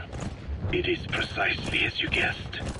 Black Anna was coding languages into the vocal cord parasites. They infected the subjects with the parasites, then made an incision in the throat to expose the vocal cords. That allowed them to play recordings of a desired language directly to the parasites. And the parasites learned the language. Your first job is to find the man you need to follow. Check your iDroid for his location and VI. They don't. Do not judge them by human standards. They do not learn as a function of intellect. Then how do they do it? What language the parasites react to is coded into their genes. You could expose the Japanese strain to English for years, and it would never learn the language and react to it. The pronunciation, rhythm, and structure are different. But what about, say, Spanish and Portuguese? Linguistically, the two are very close. Yeah, they're both Ibero-Romance languages. You found him. Stay on him. Spanish language mating pair exposed to Portuguese will not copulate. Only when they hear Spanish. Only then. And the majority of their offspring will be the same. So it's a literal case of a mother tongue. We have no fix on the target, not even a predicted field of movement. All we have to go on is this meeting with his subordinate. Remember, this guy will call the meeting off if he thinks he's being tailed. You've got to do everything you can to stay out of sight. You're talking about mutations. Correct. Playing the tapes helps to identify the mutant strains. Those specimens are then isolated and bred with one another. From their children, specimens that react more strongly to Portuguese can again be selected and bred. Repeating this process creates a strain that reacts solely to Portuguese and never to Spanish. Mutation and selection. No different to breeding roses. So you kept increasing the change over the generations, adapting them to languages from all over the world. Must have taken a hell of a lot of patience. More like patience. Just how many died for this? There's something I still don't get. In order to tell which larvae will react to Portuguese, you'd have to let them develop and then see which copulate. That means you'd need tens of thousands of guinea pigs. There's no way you could do that in a facility that small. For normal, selective breeding methods, you would be right. But there is a more effective selection method when training the vocal cord parasites. Go on. It is not only when mating that the parasites listen for language. Shortly before hatching, larvae display markedly increased activity in reaction to particular language. The active eggs can be identified under a black light. So the eggs that react to Portuguese are selectively placed in the throats of subjects. His vehicle stopped. Is that where he's meeting the target? strains that react to the target language is an effective process. Though I'm sure that even so, many lost their lives to create the various strains. Taken against their will into that dungeon. There are two reasons for playing the tapes for the parasites. One, to isolate the eggs that respond to the target language. And two, to cause the specimens raised from the selected eggs to mate. I get how the system works. But why do they respond to language before they even hatch? It's not like they can mate from inside an egg. It is because the larvae learn the language before hatching. You mentioned that what language the parasites respond to is hard-coded into their genes, and that they don't have the brain power to actually learn a language. But then you say that the larvae at Nzoya Badia Bulu were learning the languages in the egg. Your story doesn't add up. Your country is home to a unique songbird. The Japanese bush warbler. Sure, what of it? What a beautiful call it has. But no bush warbler can sing it perfectly at the start. As chicks, they can barely chirp at all. They must learn from their parents and other adult birds. Only then can they sing properly and attract females. So naturally, there are individual differences in each bird's call. Though they start on the same footing, each bird is influenced by its teachers. And the parasites are the same? Like the birds, the parasites have a genetic predisposition towards a particular language. But while in the egg, the larvae's ears are tweaked by listening to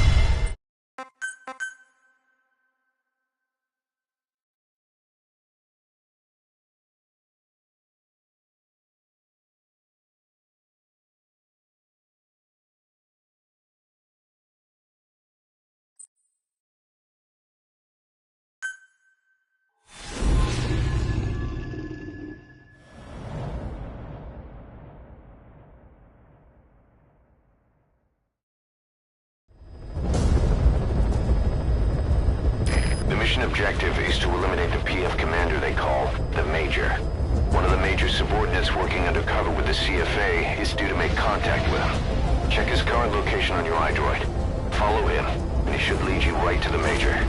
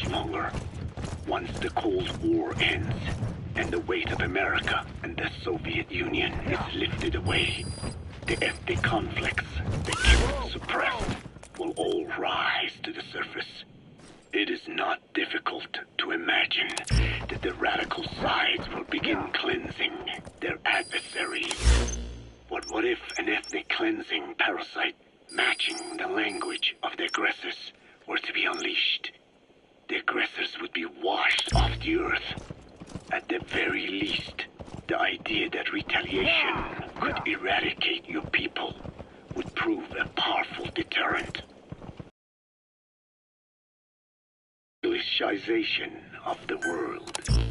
To cipher the organization. This is probably their main use. Man thinks in words. Or rather, words are man's very means of thinking. If you erase a word representing some concept, the concept itself disappears from the world. Nishone. Looks like the man due to meet with our target has started moving east. Stay on him. When we say Nishone differs from the Blagana's beautiful. An azure sky, a rolling landscape, lush greenery. The meaning we place in Nishone has its roots in Dene culture. If we lose the word Nishone, the images of our beautiful homeland would be washed away into oblivion along with it. Just as Orwell indicated years ago, Cypher, being based in America, is pushing Englishization for this very reason. Suppose all 5 billion people on this planet come to read, speak, and think in English. Their wills could also be streamlined under English. That's an enemy gunship. A single burst from its machine gun could cut a man in half. Tread carefully, boss. The ethnic cleansing parasites would be a great aid in accomplishing. Subject on board. Leave the rest to us. Need to destroy every language besides English. All they need to do is weaken other dominant languages competing with it. Russian, Chinese, Arabic. If people know they risk their lives speaking such languages, they will flock to the lingua franca that is English. Cypher need not even focus attention on smaller languages. After all, they are already being eaten away by English. Business, education, film, commodities. English has permeated every area of global society. I can see this when I look at young Dene. Some of them have already lost their grasp of the Navajo language.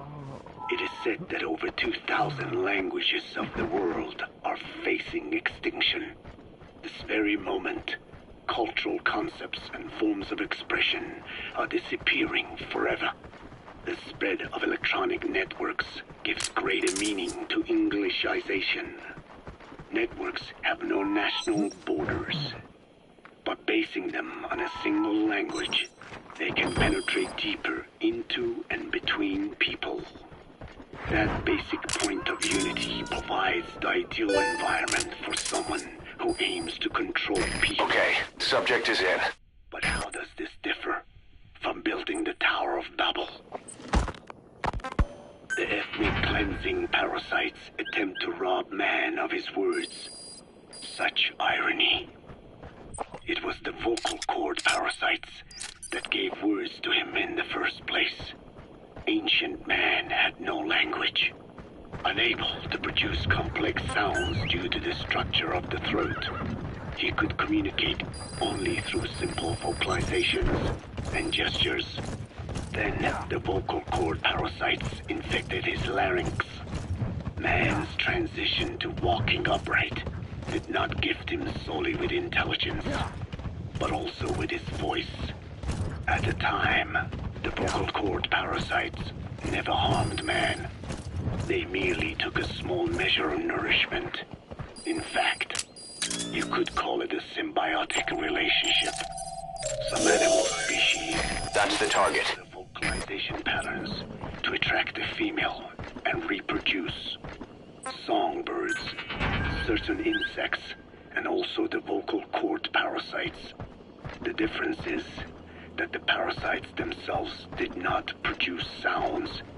Rather, they had their hosts, man, do it for them. Once secure on the human host vocal cords, a male vocal cord parasite caused the host to produce a certain sound pattern, something like a warble of a bird. Meanwhile, females parasitizing other host pharynxes need only wait. Upon hearing the sound pattern of an attractive mate, they would manipulate their hosts into making contact with the person it came from. The female traveled through his host's saliva to the other host's vocal cords, where the male was waiting and the pair copulated. We can only imagine how the female manipulated his host, but it was probably through smell. Smells traveled directly to the limbic system via the olfactory cilia in the nasal cavity. Volatile compounds released by the female would stimulate the limbic system, which controls instincts, making the host feel... Boss, follow that man and... I guess there's no point now.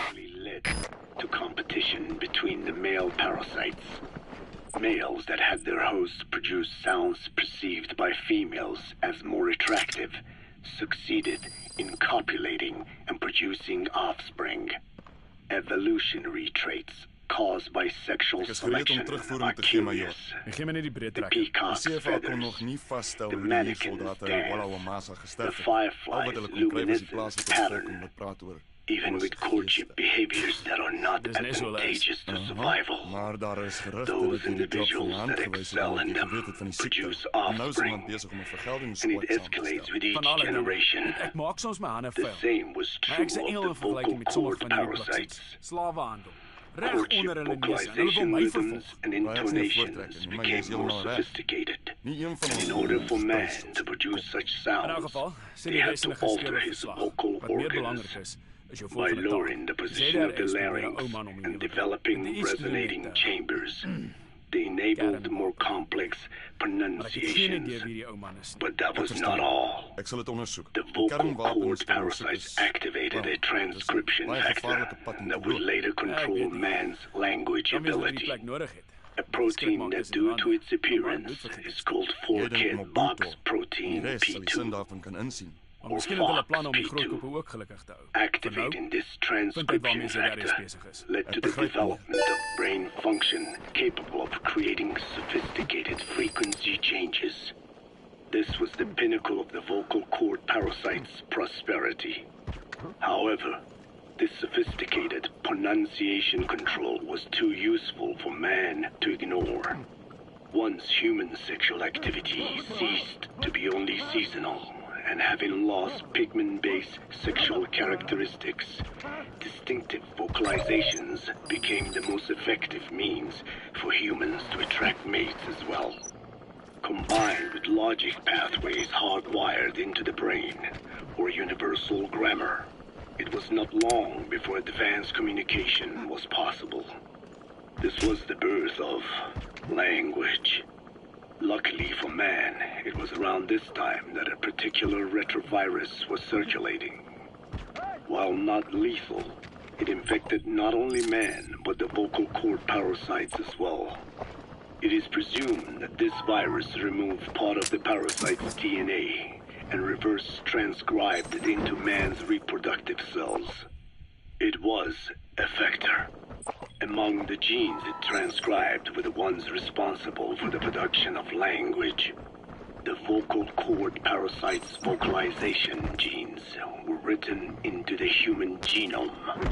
The parasites were no longer of any use to man now. Man could use his voice as he pleased, when he pleased, hindering the parasite's courtship vocalizations. Having lost their opportunity to reproduce, the parasites died out, leaving behind only the transcribed genes. The vocal cord parasites were once in symbiosis with man. Its genes even became a part of his. Humans and parasites are extremely close. As such, it will be extremely difficult for man's immune system to eliminate the vocal cord parasites. Even cutting them out will be no simple matter, which is exactly why these ethnic cleansing parasites are such a formidable weapon. The rise of the vocal cord parasites goes back approximately 300 million years to the Permian period. At that time, there were not even parasites, but predatory autotrophs. They are believed to have been the common ancestor to the pentastomida and the cyclogenus of copepods. However, Earth's environment underwent a violent change at the end of the Permian period. The cause is unclear, but evidence suggests that over 90% of the Earth's organisms... Okay, subject is in. Damn, he hardly looks like the treasure trove of intel we were hoping for. Well, whatever. Exfiltrate the hot zone and RTB. Was cladogenesis, a splitting that gave birth to a new strain that could parasitize other organisms' respiratory apparatus. You gonna extract him? Helped lower their oxygen consumption, and inhabiting the throat kept them securely in contact with inhaled air. The best survivors were those that parasitized the reptiles that flourished at the time. Entering the Triassic period, the reptiles evolved into dinosaurs, and the proto-parasites shared in their success. Dinosaurs developed respiratory organs called air sacs to adapt to the low oxygen environment. These in particular helped the proto-parasites thrive. But another trial awaited them. The end of the Triassic period saw another drastic change in the Earth's environment. For most parasites, the male and female take the same host. Many are, in fact, hermaphrodites. Originally, the vocal cord parasites were as well. But for any strain to ride out a severe environmental change, it must secure a steady pool of genetic diversity. Another split. Now the newest strain, procreated... That's it. You've made it out of the hot zone. No sign of the enemy. Mission complete, boss. Encounters with those mates, the new strain utilized the voice of its host.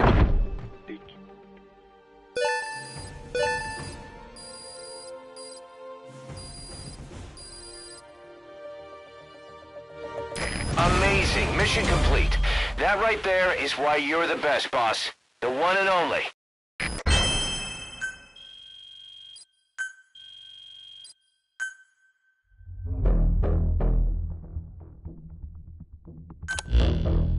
The Major spilled his...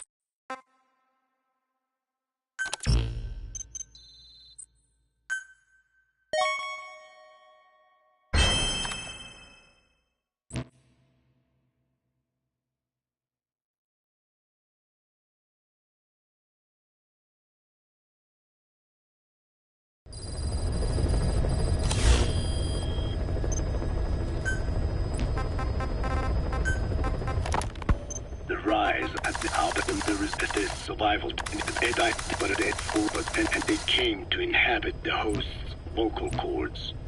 This truly was the birth of the vocal cord parasite. The parasites developed the host's pharynx to form resonating chambers and used them to produce sophisticated mating calls. The relatively upright posture of the dinosaurs was important in this, because the crooked L-shaped pharynx was more suited to the development of resonating chambers. These developments ushered in a time of great prosperity for the parasites. But for the third time, the parasites had a major hurdle to overcome. The meteorite impact at the end of the Cretaceous period, which spelled the end of the dinosaurs. With their hosts extinct, the vocal cord parasites had no option but to find a new habitat. Birds. As genetic successors to the dinosaurs, with functioning air sac apparatus already in place, birds were the perfect choice. But the parasites could not survive in birds that flew at high altitudes with thinner air. So they parasitized ground-dwelling birds and altered their respiratory system for the sake of reproduction. They gave the birds the means to produce sophisticated sounds. The syrinx responsible for chirping. This is the proof that points to activation of FOXP2 in songbirds as well as humans. The Cenozoic era began with a rise in oxygen concentration, which helped mammals to evolve and increase in size. The parasites then shifted to humans as a more effective host. Humans' bipedal upright walking meant that our throats could support larger resonating chambers. At first, vocal cord parasites entered humans using birds as their intermediate host. But eventually they changed to conducting their entire life cycle within human hosts. What happened next is as I have already described. People took the vocalizing prowess given them by the parasites and made it language.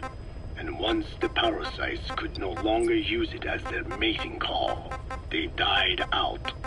Or in other words, the parasites overcame all evolutionary hurdles except humanity. Skullface shared his opinion on this matter. He said the Ethnic Cleansers Project was sure to succeed. After all, the parasites had a grudge against us humans. To think we awoke them after such a long slumber, just so they could sate their thirst for vengeance.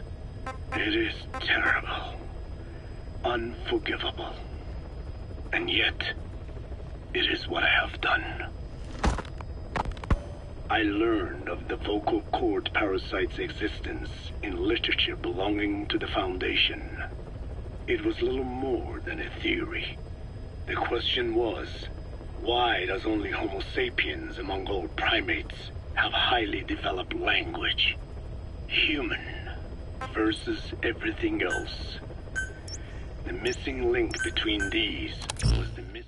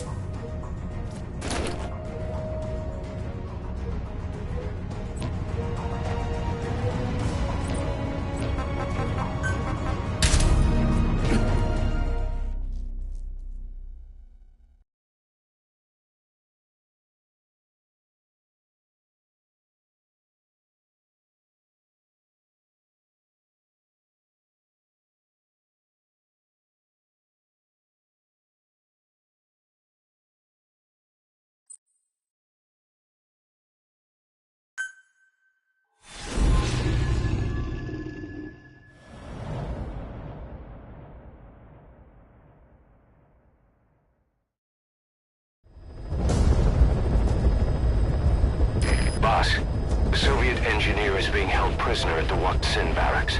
You need to find him and get him out. He tried to defect from the base camp up north, but it didn't work out. Now they're holding him at Waksin. He's offered his technical skills to us as long as we can guarantee his safety. You have to extract the target.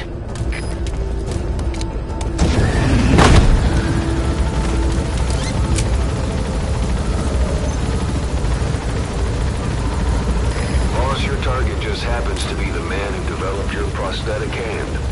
He's the only one capable of maintaining it.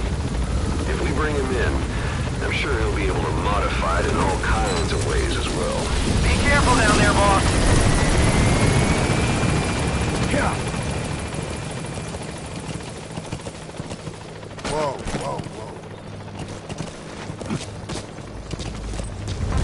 Go on.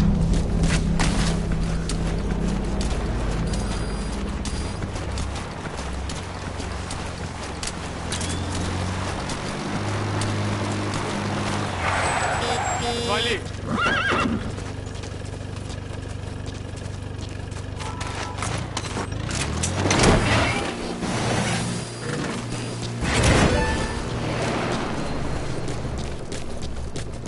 That's the Waksin barracks. The target is somewhere inside that outpost. The Soviets consider him a traitor now, so he'll be treated like any other prisoner.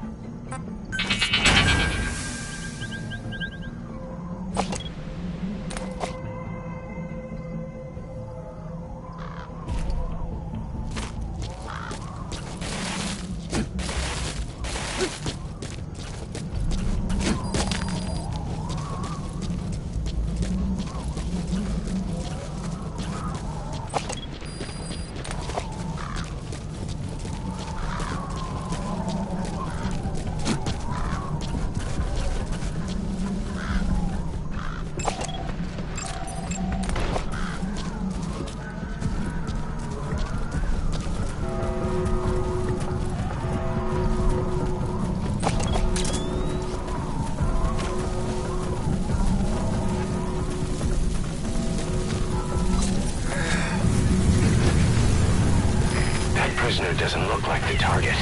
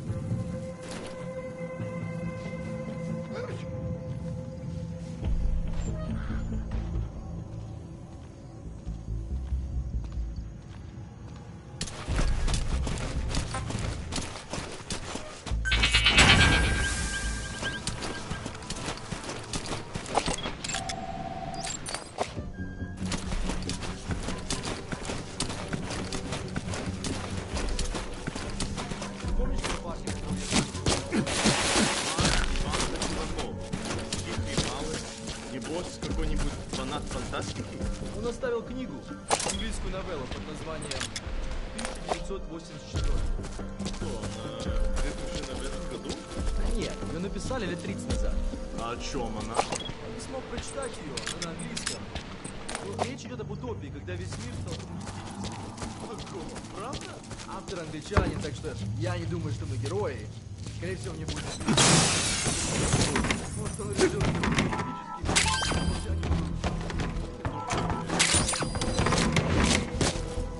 Ладно, мне пора. Удачи.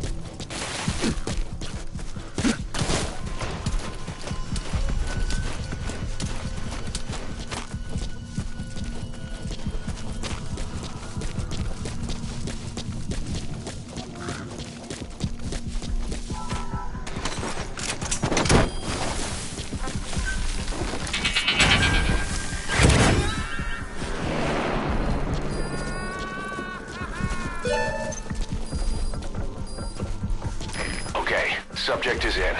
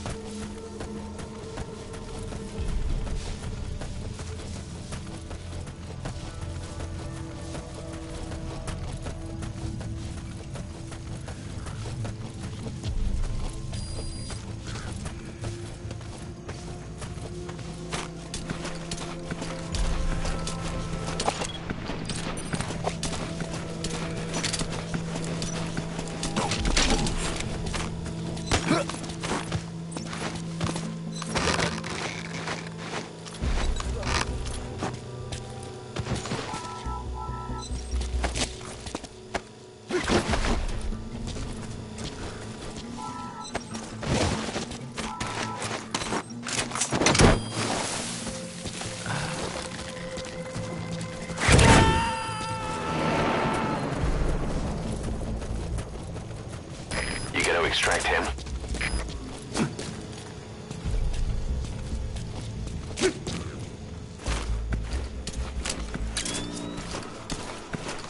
Boss, you've entered a building. Always keep an escape route in mind when you head indoors. If you get surrounded, you'll have nowhere to run.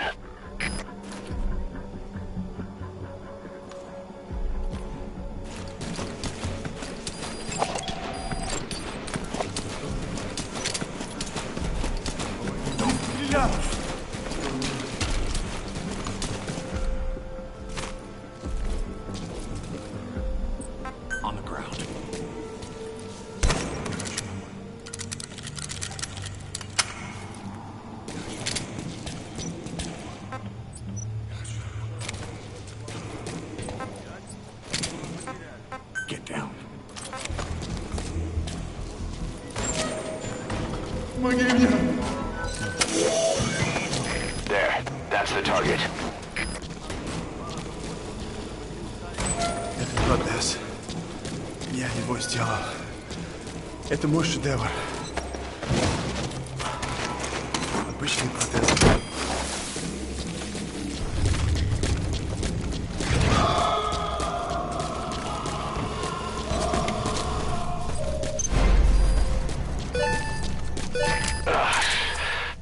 Now that's some lateral thinking. Flawless work. You never cease to amaze, boss. Target extraction confirmed. Exfiltrate out of the hot zone by chopper or on land.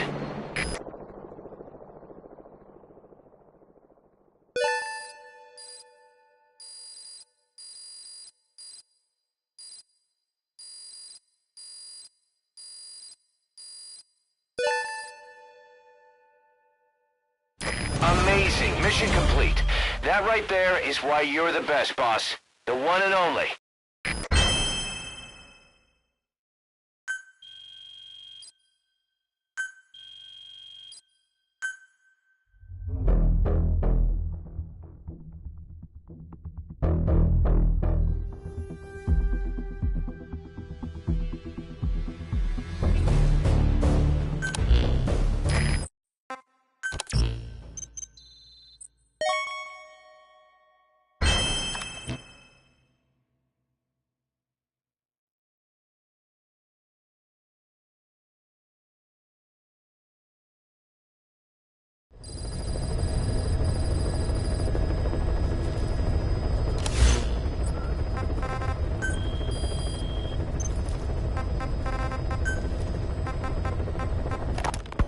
I learned of the vocal cord parasites originally.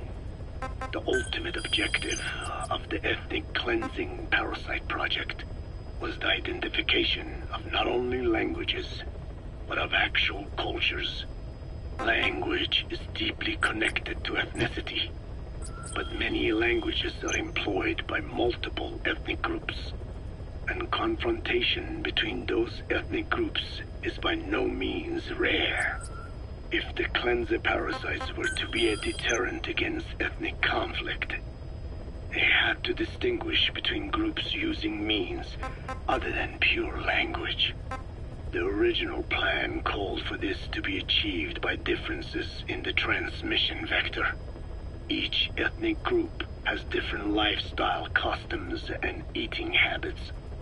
For instance, parasites living in shallow water and taken in through the skin could be used to target rice farming groups, or parasites using cows as their intermediate host would be ineffective against cultures that abstain from eating beef.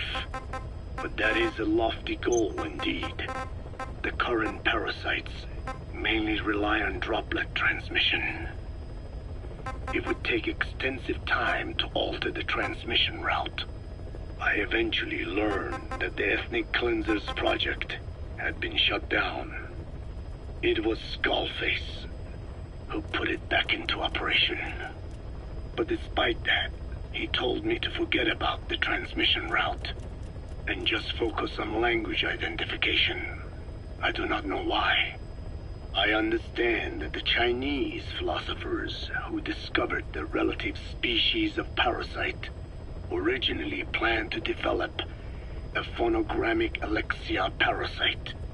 The left temporal parietal region is home to the part of the brain that identifies the phonetic symbols of the English language. They wished to create a strain that would parasitize that region and suppress its literacy functions.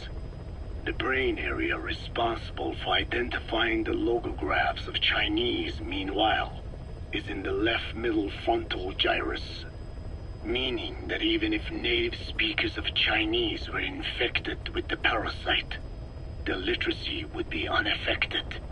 Old and new, east and west, there is no limit to the delusions of those in power. But this delusion threatens to become a reality. I have to do something to stop this. There must be something I can do.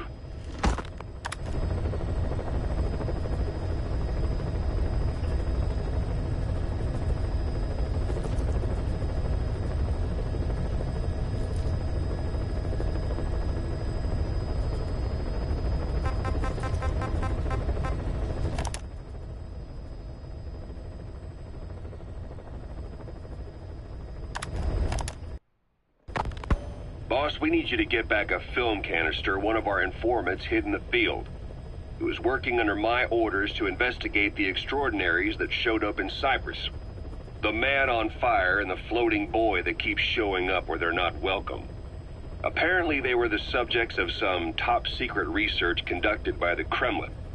Unfortunately, that meant our informant drew the attention of the KGB's Directorate S, and they took him out before we could make contact. The good news is he placed a report in a film canister and hid it somewhere in Spookmate Keep. Just before he died, he transmitted VI of the hiding place to us, but the data was cut off partway through. The image is far from clear, but it might provide the clue you need. We'll be analyzing the data further to try to clear it up, but for now, get to Spookmate Keep. The KGB have already dispatched a Spetsnaz squad to retrieve that film canister and cover the whole thing up. Boss, there's no time to waste. Head to Spookmate Keep and use the VI as a clue to find and retrieve that target. Why was Sahelanthropus mobile? How are the man on fire and that kid connected to Skullface's plan? If we can just get that report, we can blow it all wide open. Then we can shake off the last remnants of Skullface and the phantoms he left behind.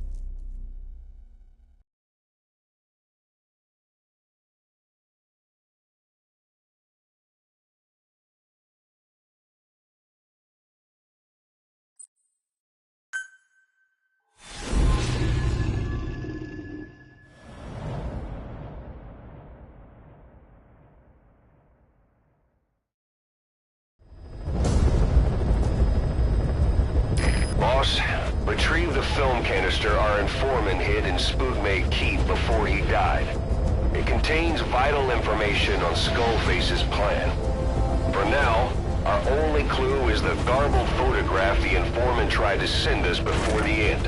We're working on analyzing the data, but there's no time to wait. A KGB Spetsnaz squad is after the target as well. Boss, go to Sputnik Keep and use the VI to lead you to where the film canister is hidden. It is paramount you retrieve the target before the enemy does. Be careful down there, boss.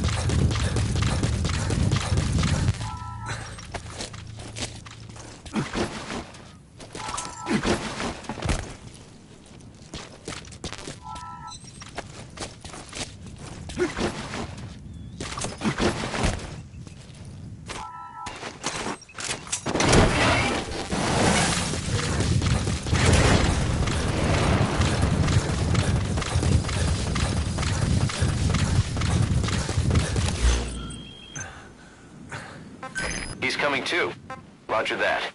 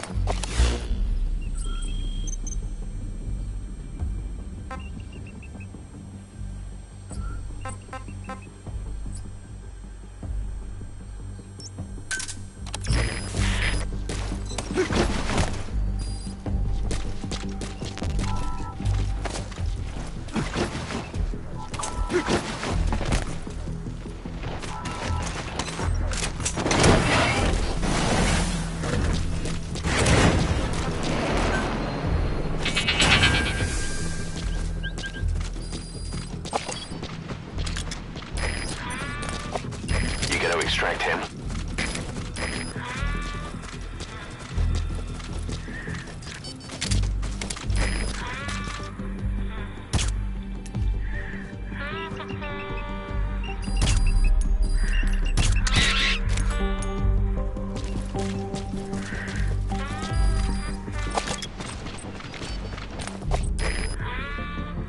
Fire!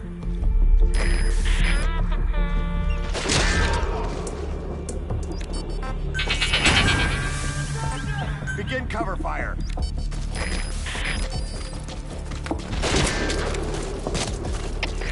Копейте, Дмитрий 9. Вижу вражеского снайпера.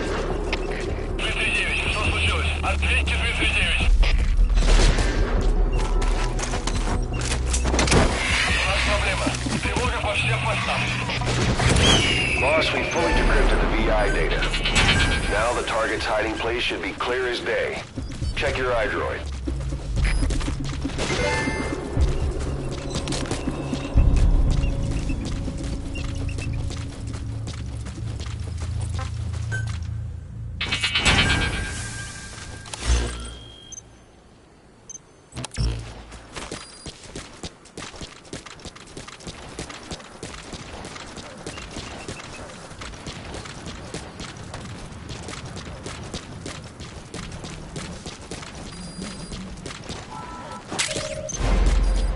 You've completed your objective.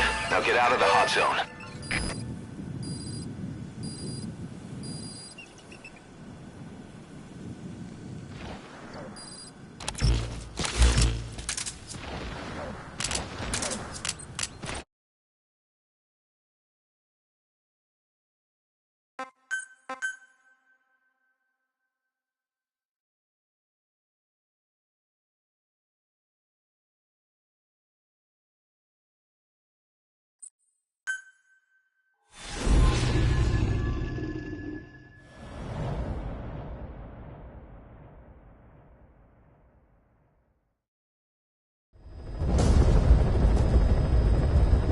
Boss, retrieve the film canister our informant hid in Spookmate Keep before he died. It contains vital information on Skullface's plan. For now, our only clue is the garbled photograph the informant tried to send us before the end. We're working on analyzing the data, but there's no time to wait.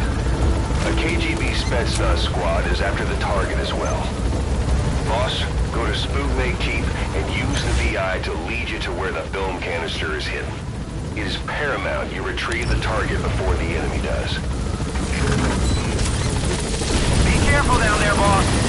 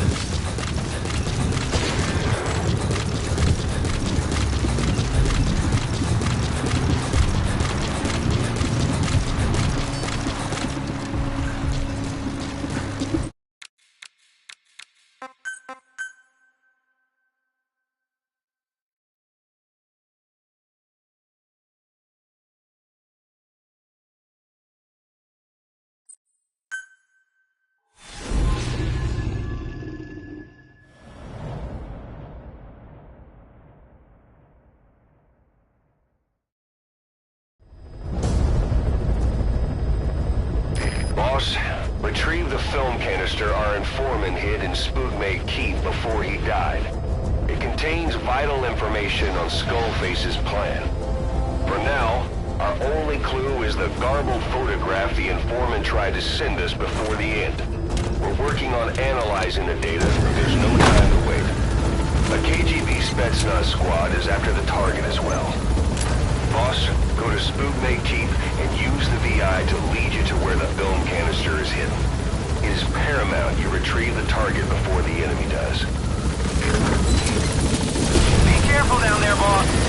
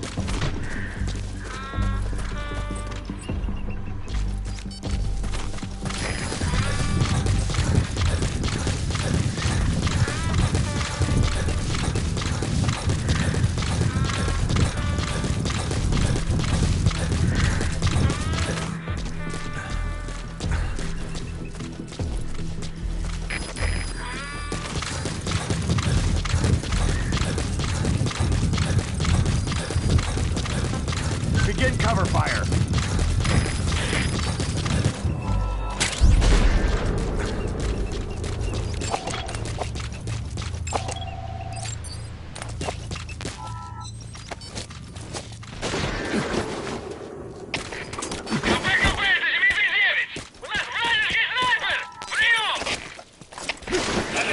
Понял. Занять оборонную позицию и найти снайпера. Конец связи.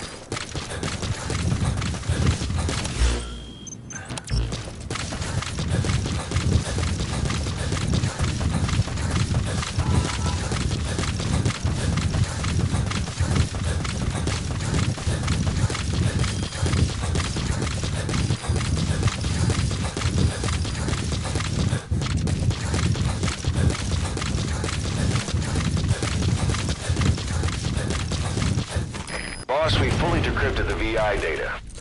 Now the target's hiding place should be clear as day. Check your iDroid.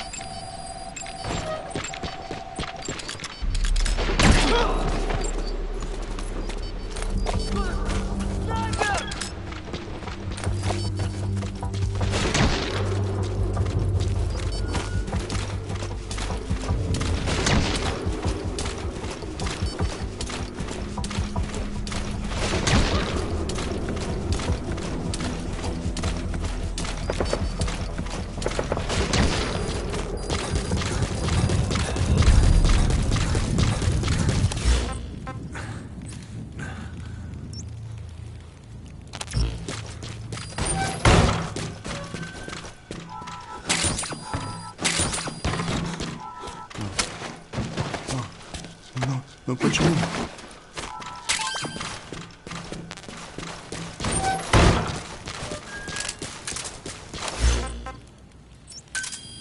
Roger.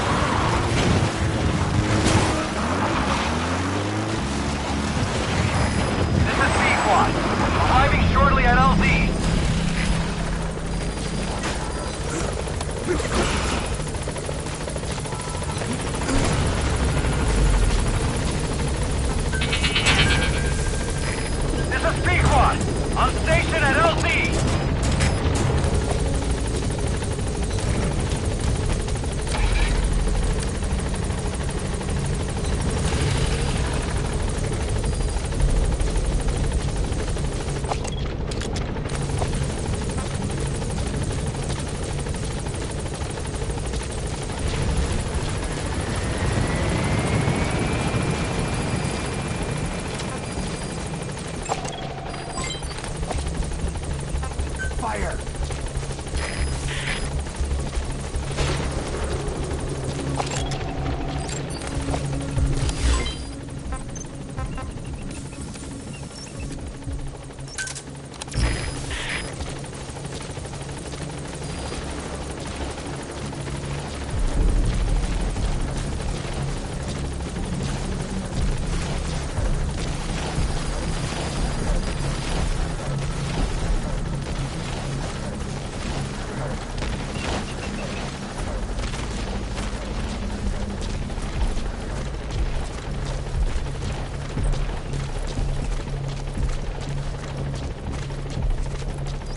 Fire!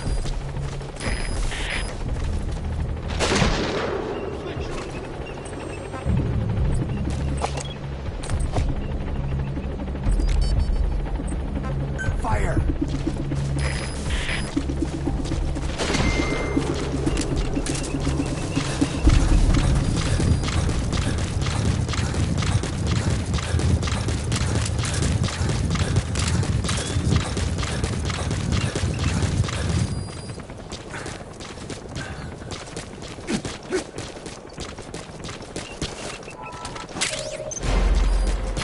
Completed your objective. Now get out of the hot zone.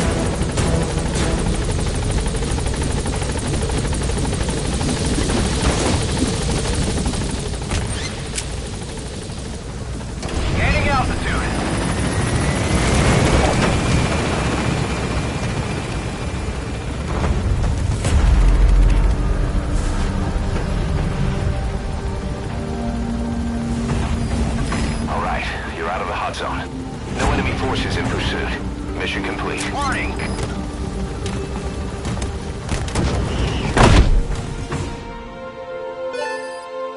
Okay, subject is in.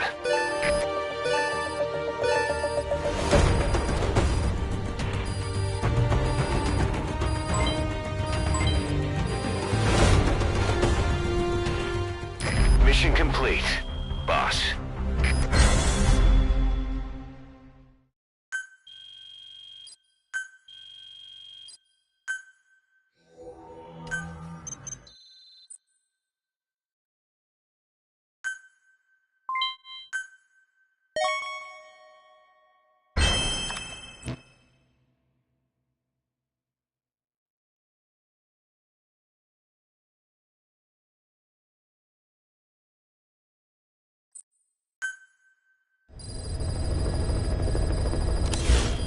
Boss, I have a quick report for you here.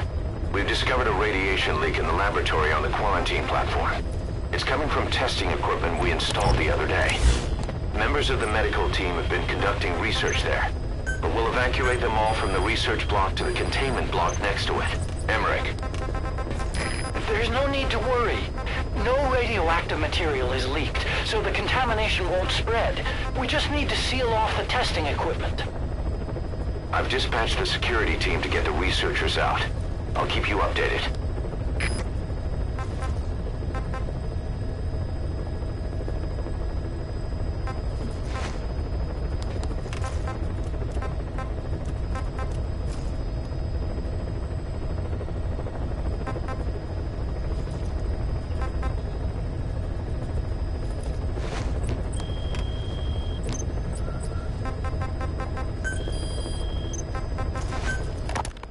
We finished decoding the informant's report. That floating kid we've run into a few times now. Looks like he was a test subject in clinical experiments. The Soviets called him the Third Boy. The Third Boy was brought to a lab on the outskirts of Moscow from Czechoslovakia, after which he was due to be sent to a research center in Leningrad, then Siberia, and finally an academic town in Novosibirsk. It doesn't appear that the researchers witnessed the talents we've seen from him, but nevertheless he was quite the popular subject. His latent cognitive abilities suddenly awoke en route to Moscow. According to the report, the Third Boy was easily influenced by other individuals' biofields. Evil thoughts, in particular. They affected his mind like a virus. Extreme anger or resentment, motives for revenge, in other words. Now, during the transport flight to Moscow, the boy was exposed to a powerful mental energy field coming from a certain individual. Ever since, being conscious of his powers, he's become a sort of energy generator. What's unique about him is the way his acute telepathic abilities get taken over by another person's will. The boy began to physically parasitize individuals experiencing extreme anger and codify the host's desires. This includes amplifying the host's natural strengths. Or, in accordance with the host's desires, he can also implant program code in another individual, making them a puppet, essentially. Human neural synapses transmit weak electrical currents between neurons. These electrical currents, though at a level difficult to observe, warp the magnetic field outside the body. The Third Boy is able to pick up these weak fluctuations. Contrary to psychotronics, which involves controlling the human mind, his abilities as a receptor are too high. The emotions he picks up from another individual are amplified and unleashed into his body as they recur in his brain. They turn into microwaves, which then affect the physical world, triggering paranormal phenomena like the spontaneous combustion of organic matter or psychokinesis, moving an object without touching it. There's one other thing. While he's parasitizing a host, the boy's ego gets shut away, allowing the will of the host to take control of his powers, like some annoying static drowning out your own voice. That means he isn't responsible for what's been happening. Somebody's extreme anger has manifested through the Third Boy's powers in ways none of us could have predicted, which would mean this was going on somewhere around us. Looking back on it, a lot of things make sense now. The man on fire, Sahelanthropus, They both came to life thanks to the third boy's powers. Everything has been happening through him as a catalyst. We first saw him in the hospital on Cyprus. The boy parasitizing the man on fire's desire for revenge gave him his new abilities in return. He next appeared at the Hamid Fighters Fort where the honeybee was hidden. There, the boy parasitized Skullface's vengeful mind. He controlled Sahelanthropus, making it do whatever Skullface wanted. Same goes for when we extracted Emmerich onto the chopper. When he appeared at the Devil's House in Central Africa, Skullface's will controlled the man on fire via the third boy's powers. Everything is clear up to this point. But even the informant couldn't pinpoint who the host was in the cave within Serac power plant. Sahelanthropus suddenly became active, then crushed not only the man on fire, but Skullface as well. Surely neither of them could have been the host. Who else was at that location and bore anger more extreme than either of them? Whose will was controlling Sahelanthropus? According to the report, emotions transmitted in children's brains affect the surrounding magnetic field more strongly.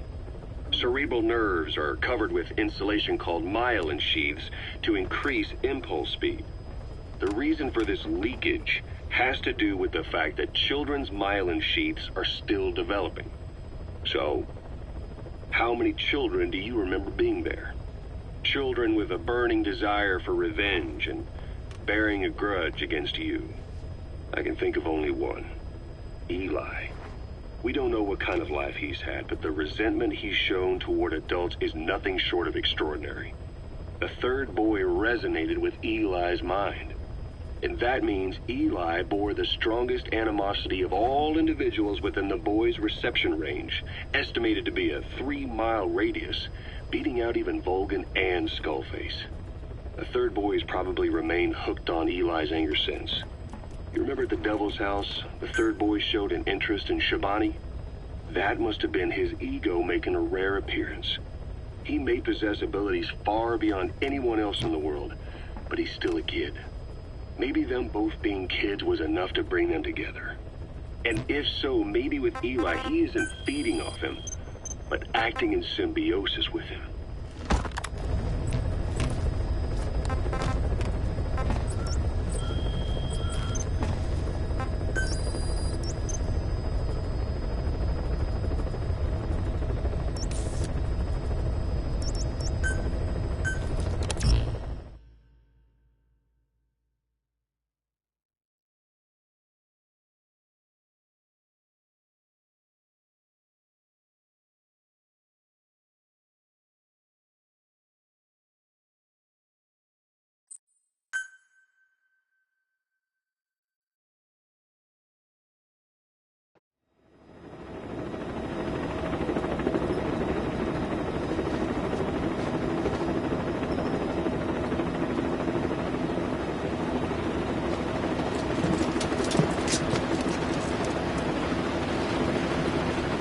It's raining.